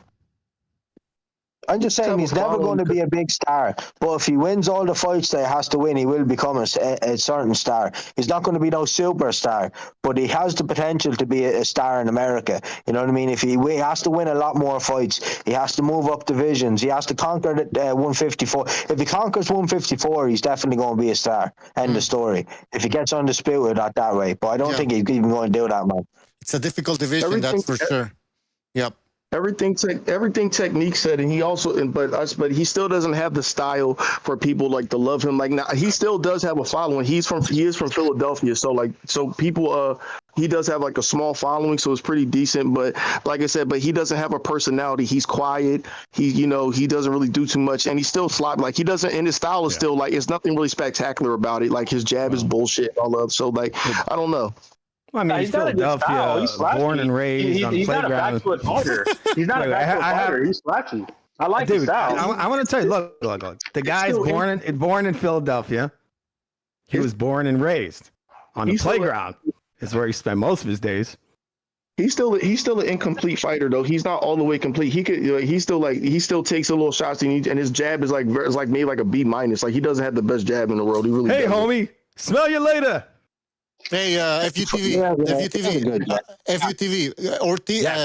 Boots Ennis versus Bohachuk. Boots gets knocked the fuck out. It's a good fight. It is a good fight for him, but I think that dude's gonna knock him into the next dimension. My suspicion on Boots is that he stayed at welterweight and everybody knew he was killing himself. Like, we'll I gotta wonder why. Is it a chin?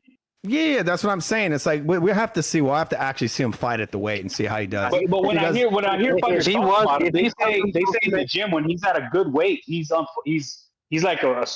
phenomenal. They say wait till you see Boots at a higher weight. You're gonna see levels. If we don't know exactly, you're going to see the real version. You've been saying how weekends are punching. All right. And Bohachuk is punching. I think Bohachuk might be him. Yeah. He need to get his chin tested anyway, man. No, he hasn't. Bohachuk's a tank. You know. In the chat, Ralph says, "Why wouldn't he sell? Why wouldn't he sell? He has an aggressive style." He does. Yeah, he does fight it. He has a style that satisfies the fans for sure. And even when he's on the back foot, he will hit you with some decent punches. How many American fighters can sell 14,000 tickets in any arena in America? I don't know. I can. Or actually, give me 3. Tank Davis. Well, Boots Ennis, Terence Crawford, and Tank Davis. I don't know about Crawford. About it. So Boots is already Spence. Crawford, yeah, Spence, Spence was a guy who could. And Spence, yeah. He was. I mean, that guy was filling up Cowboy Stadium, wasn't he? So Boots, but Spence star level is. So Boots plays. I mean, Boots fights in a big market. It's not like super big like New York or Texas, but Philadelphia, Pennsylvania is a pretty decent market.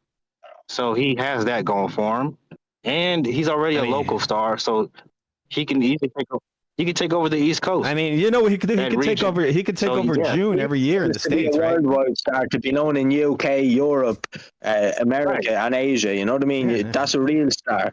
You know what I mean? Look. Right now it's Pride Month. You know, Boots could take over June. You know, Canelo. Let's be honest, fellas. If Boots was British, bro, he would be a star right now. It wouldn't even be a. Oh, come on, man. Come on. Why you got to bring up a big star because they wouldn't give too much of a fuck about him. But he would have a fan base at least if he was from England. A bum like Hunter Ben. Love Boots. Dirk,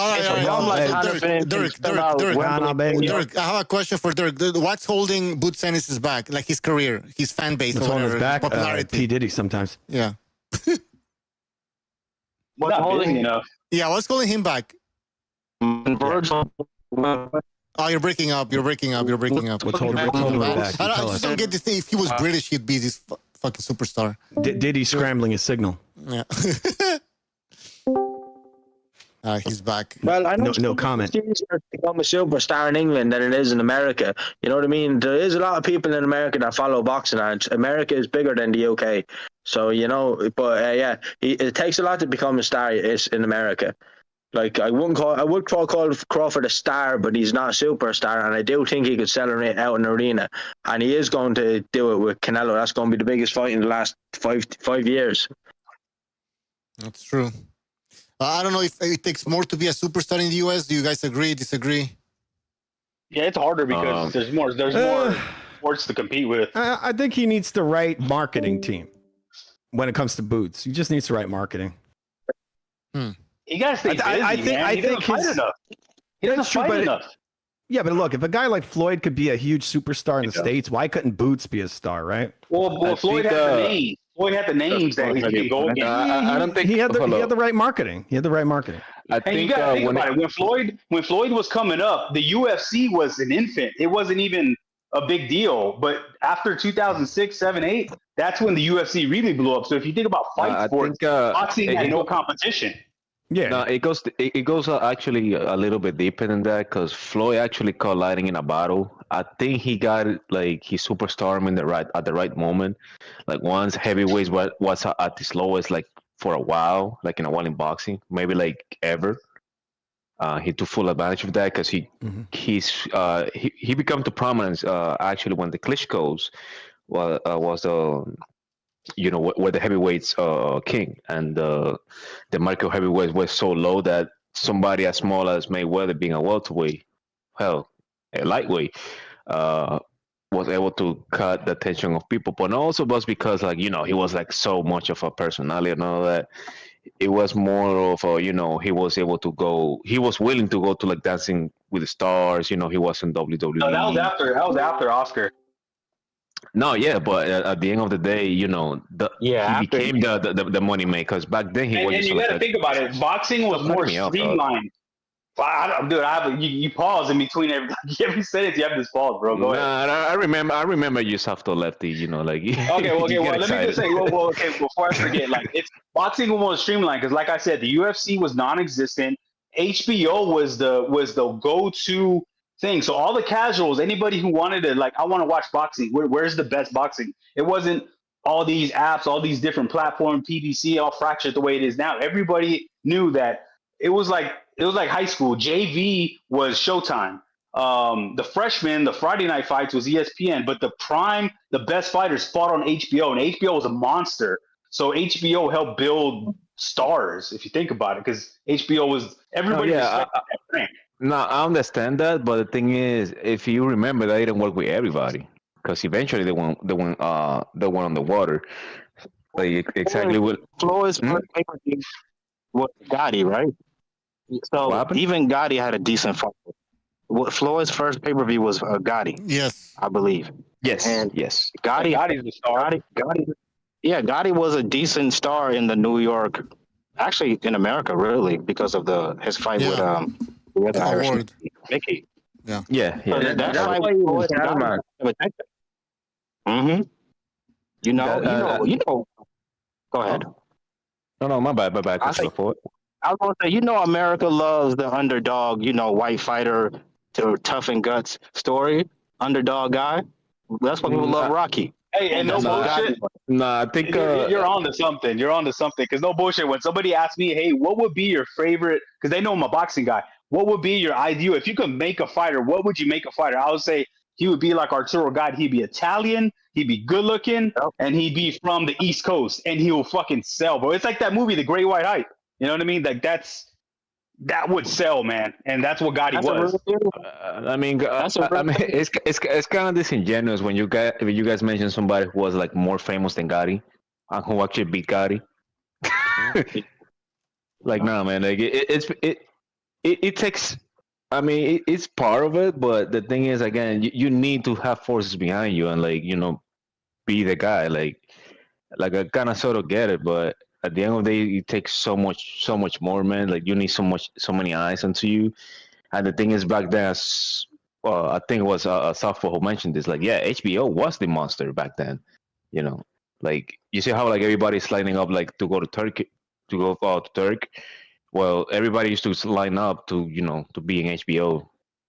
You were considered a high caliber. You had an opportunity to be mainstream, like Chocolatito, even Golovkin.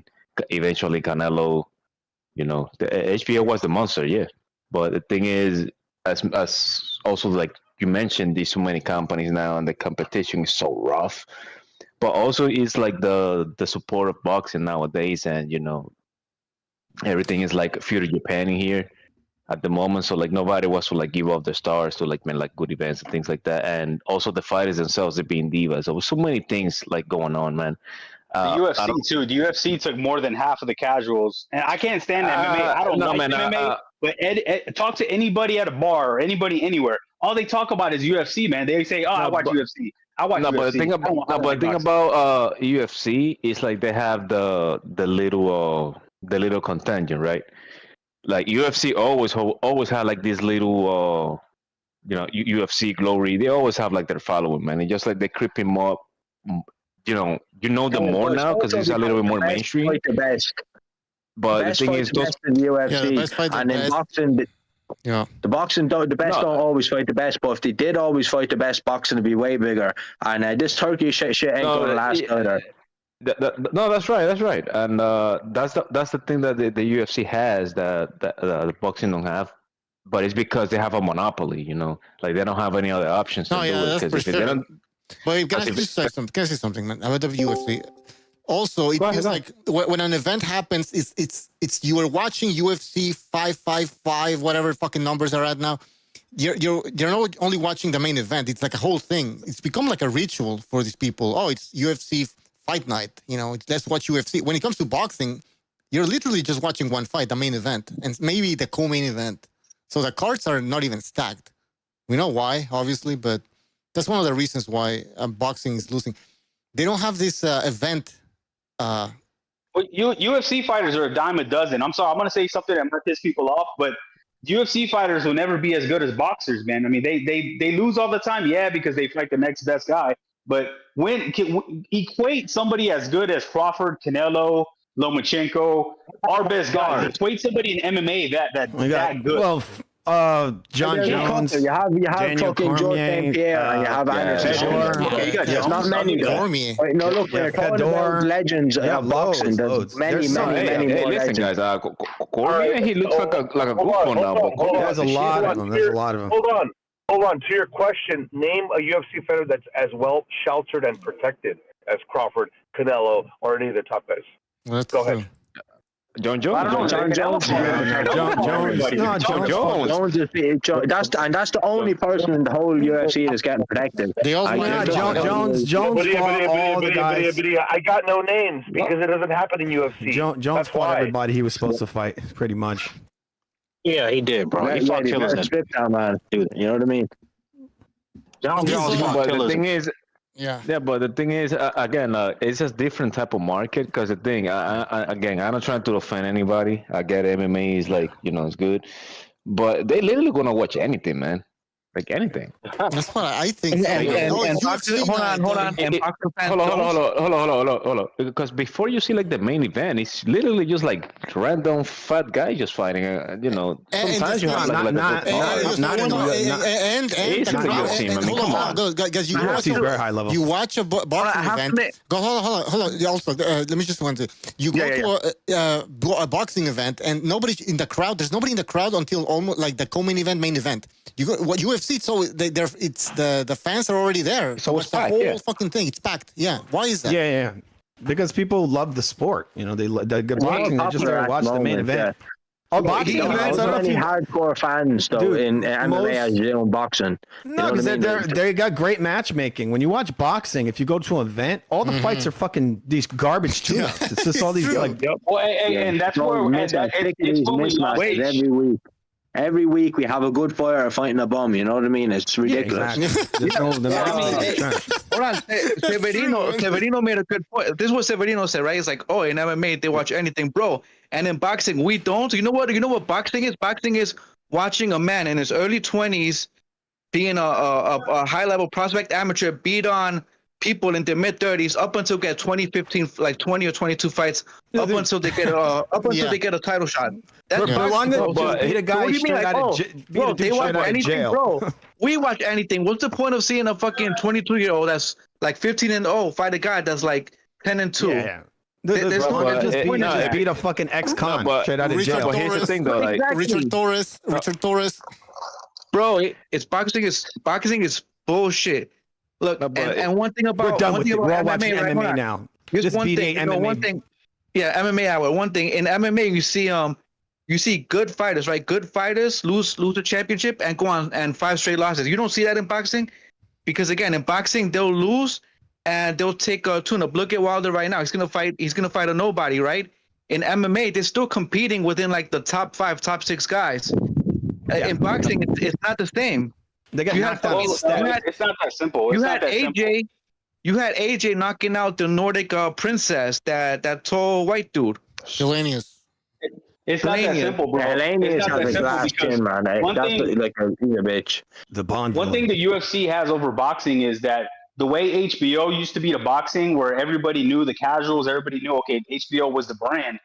UFC has that over MMA. There's no other entities to go against. So when it's Deontay Wilder fighting, he's fighting on BLK Prime. Nobody has that. Who has that? You know what I mean? But if he was like, say, under an umbrella of a UFC or an old HBO, people are going to watch, because the people who watch MMA, they don't care about the fighters. They're watching for the brand, because they just UFC. No, they care about the fighters. Of course they do. You can't say they that, care bro. about the fighters. I'm talking about casuals. I'm not talking about the diehards. Casuals make up the majority of the fan bases that watch anything. I think one of the biggest things about the UFC is the matchmaking is far better than boxing. Far better. These fights are built to be competitive. That's not how boxing is. They're always trying to build up the next prospect in boxing. The sport is so sloppy in MMA that you're gonna get knockouts, because you got all you got all these disciplines. And I when I tell people the difference is, like, boxing is like going to a really good steakhouse where you're gonna get a bomb ass steak, because that's what they specialize in. When I think of MMA, I think I'm going to like a buffet that has a little bit of everything, but none of it's great. Everything.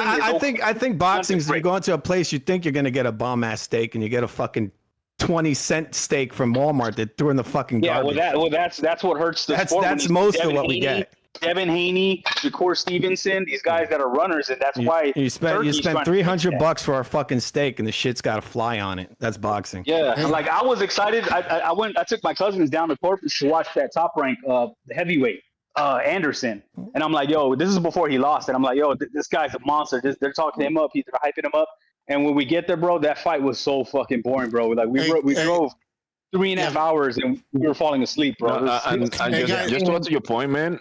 Just to your point, like, I took one of my friends, right, to the Tank Davis fight in Brooklyn. That's like his, that was like his getaway into boxing. He probably watched it like a couple of times on TV or whatever. But he never went into like a main event, right? And you had me, talking. I got the tickets. I'm telling this guy, like, hey man, it's amazing. This guy is kind of good. He's excited. I'm talking about Tank Davis, right? I was like, hey, listen, man, he's not like the most accomplished, but he's exciting, I'm hoping to see a knockout. He's bringing somebody from like a lower weight class. And guess what? That was like one of the borings. The fight was boring as hell, man. It's not the worst fight to watch live. It was, man. No. It was like, for me. And you saw that the Barclays. Here's the thing. The Barclays. Tank doesn't fight better people. His career is going down the drain, man. He's a decent fighter, but he's fighting bums, man. That rematch is going to be pretty big, I think. That Tank Davis Roach rematch. The Roach. Yeah, I'd still pick Tank Davis to beat him in the rematch. But Roach gave him a good fight last time, I have to say now. It was a 50-50. Could have went either way. Yeah. I'm going to go for Roach, but I think Tank got it. Yeah, it'd be nice to see Roach win it, wouldn't it? But I have Tank. I think he's going to probably be twice as good in this fight. Somebody has background noise. Please mute. I don't know. Is it me? I'll mute me mic there. No, I don't know who. Oh, it's not me. I don't. Hey guys, by the way, Raymond Ford is criticizing Turkey's stance on runners. Here's what he had to say to Fight Hub TV. Raymond Ford said, "How do you want them to change up their whole style? Something they haven't been doing, to something that you want them to be doing." So basically saying it's impossible for a boxer to change his style. Boxing is a dangerous game. You want people to risk their lives? That's what he said. So man, I hate that take. I hate that take when the people are like, "Oh, fighter safety." They're being biased because when they see somebody getting their shit beat out of them by their favorite fighter, they don't care about fighter safety. They're like, yeah. They hype that up, man. It's just okay, man, because we've never seen fighters run like this. I've never ever remembered seeing somebody run the way boxers run today. It's crazy. Senator Raymond Ford, he's not one of those fighters. He actually comes to fight. But I see what he's boring. I've seen him live, and I told people, hey, look out for this kid. And it was a boring ass fight. Just to add to Derek, like, that's right. I don't really think he had like had to say no to that, because Raymond Ford is not a runner. Yeah. Yeah, he's trying to say it for the other fighters, and maybe in the future he may want to, be a back foot bitch at times. He's probably friends with Shakur, right? Yeah, he might want to run a little bit. I don't see anything wrong with it. Turkey's letting it be known, and it's makes perfect sense. I spoke about this in one of my recent streams. Oh yeah. The guy has to iron out a lot of the problems with the sport. People are unsatisfied with the guys running around, so they're not going to pay for tickets, and they're not going to pay for pay-per-views. And this guy's trying to make this sport a big money maker.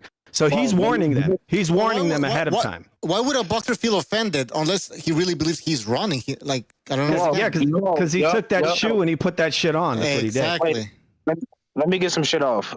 Yeah. So, you're always getting some shit off, aren't you? Pause, by the way.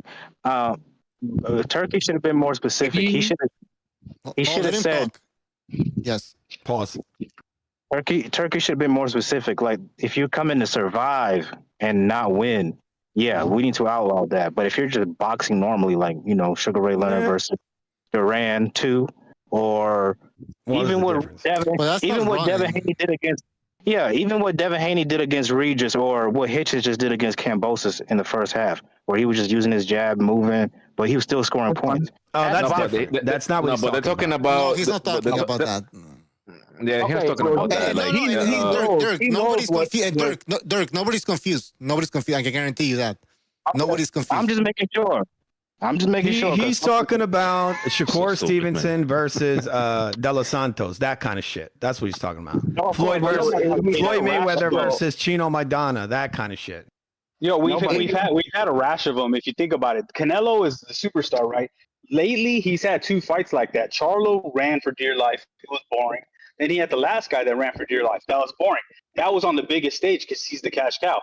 Then you had Devin Haney. Then you had Shakur Stevenson, and even Ryan Garcia, to the point where it's just like, you're not. Even Teofimo, he dominated, but dude, he could have thrown more punches. I'm like, come on, Teo, he was just jumping around like a rabbit, landing a shot like a couple of shots in the air. No, but at the very least, Teo. Teo is like he was coming forward, No, but Teo is. Hold up, but Teo's like, I'm with you. Like, Teo would be like the lowest excited I would take, because at the very least he was going in and out, right? He wasn't like running the whole 36 minutes like Devin Haney, man. Like that was ridiculous, bro. Pathetic. I've never seen fighters. Just call the word. You want to say it. The dude was literally just hopping around like a damn bunny, man.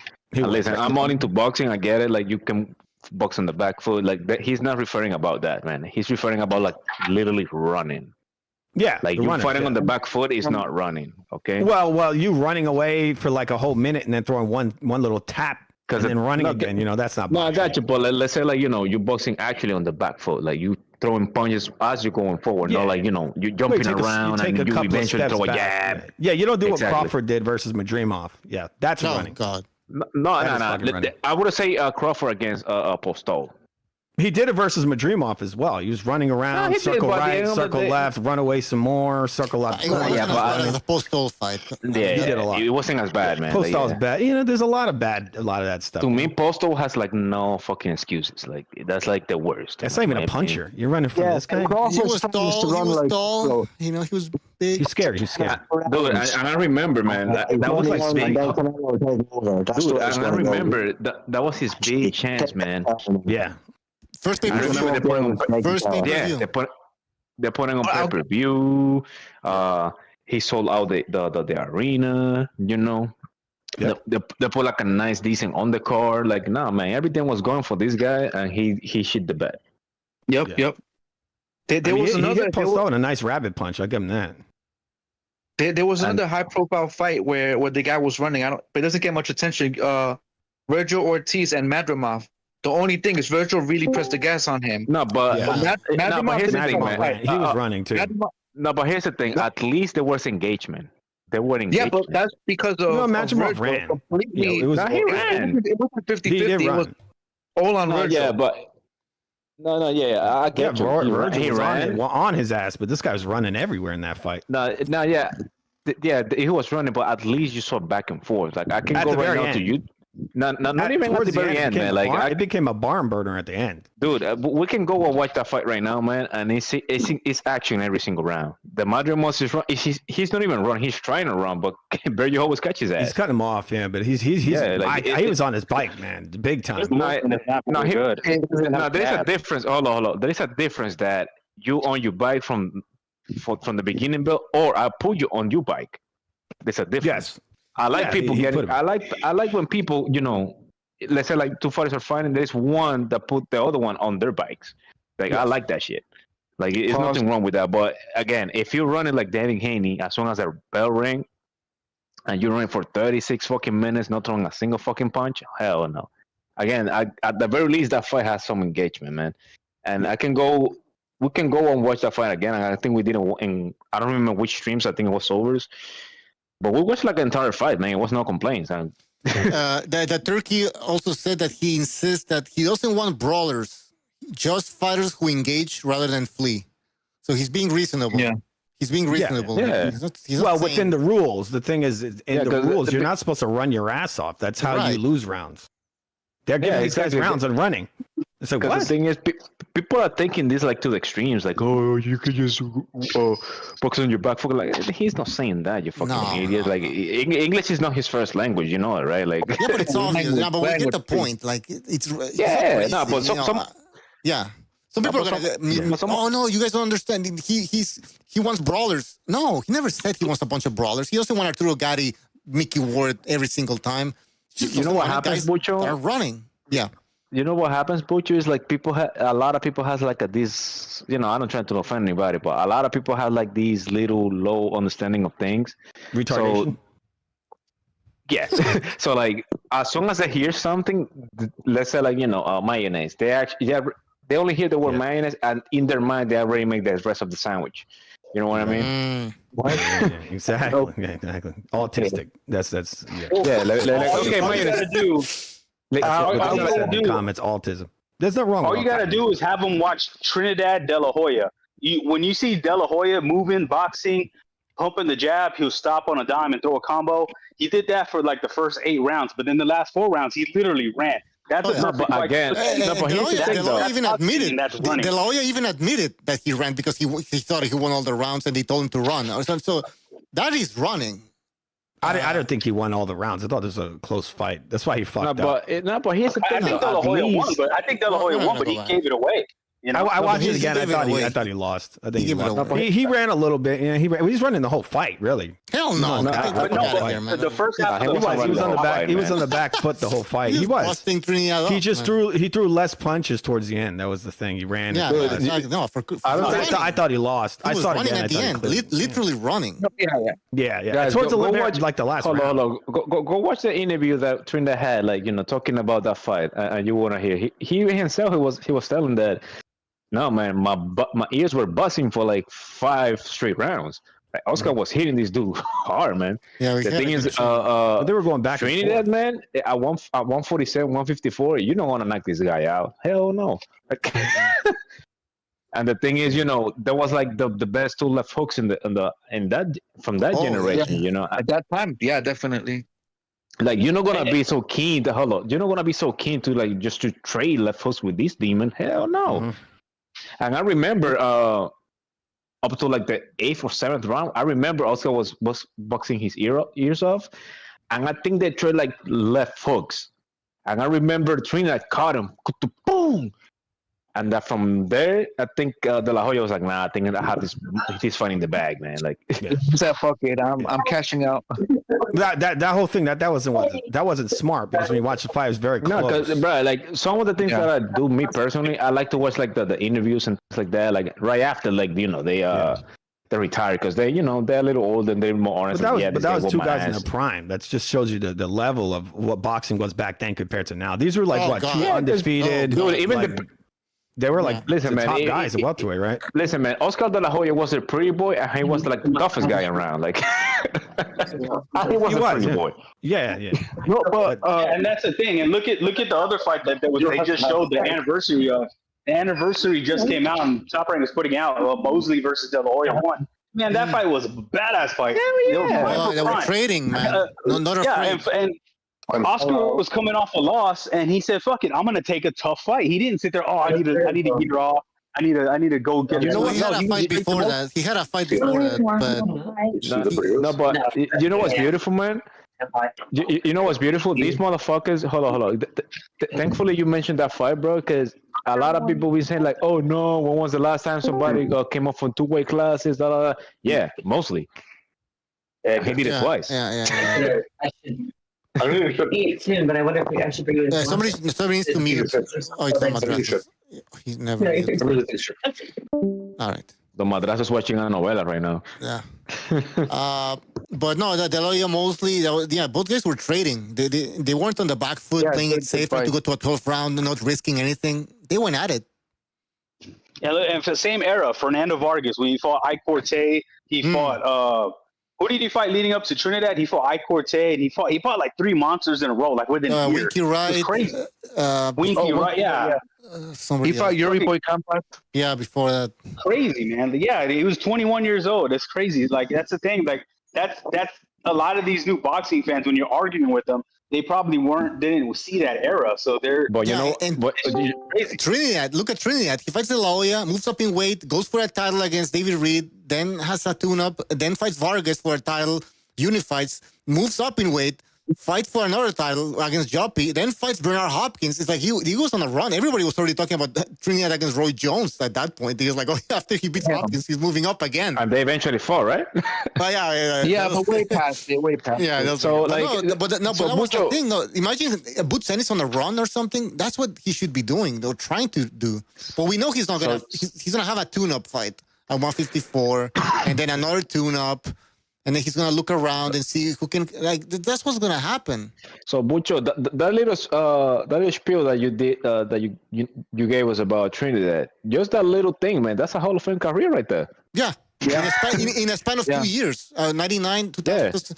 Yeah, 2 years. And you know what? The skills of these motherfuckers? Because here's the thing. I think it's about a generational thing. That they talk about these guys in the early 20s like they're so fucking teenagers, man. That's the part that I hate. When you guys back in the days, they already built a whole career before they hit 30. That's why like their careers didn't last so long, because they already had a fucking Hall of Fame career before they hit 30.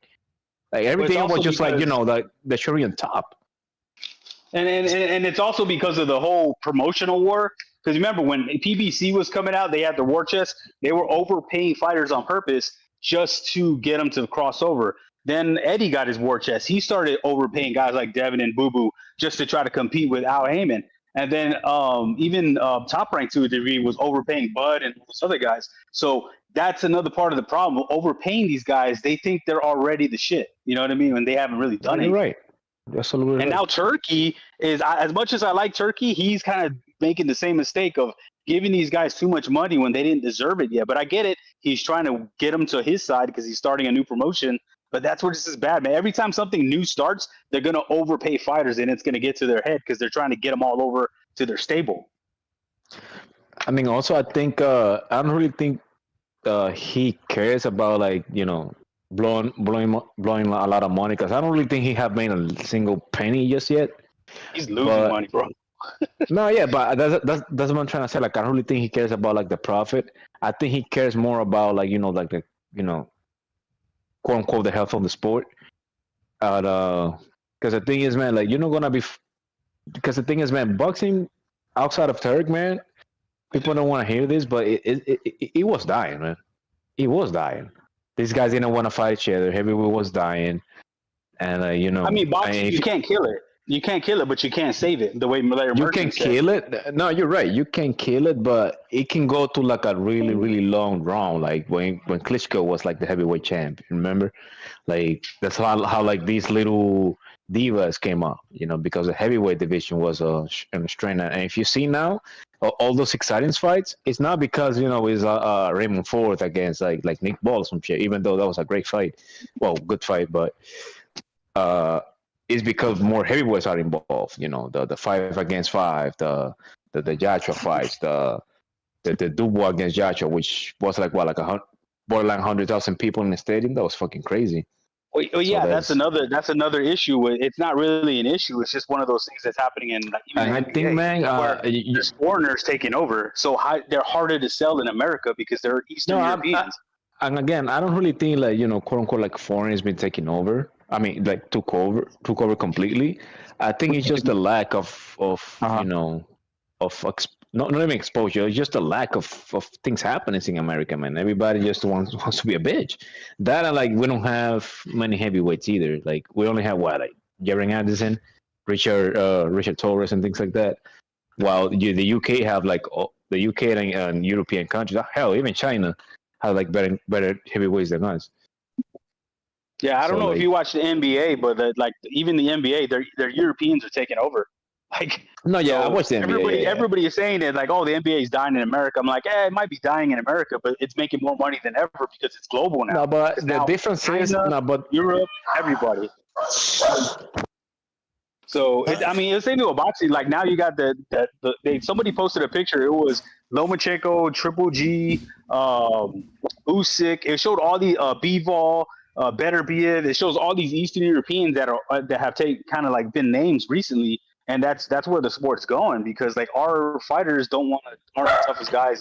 They're not the hungriest guys anymore. Mm-hmm.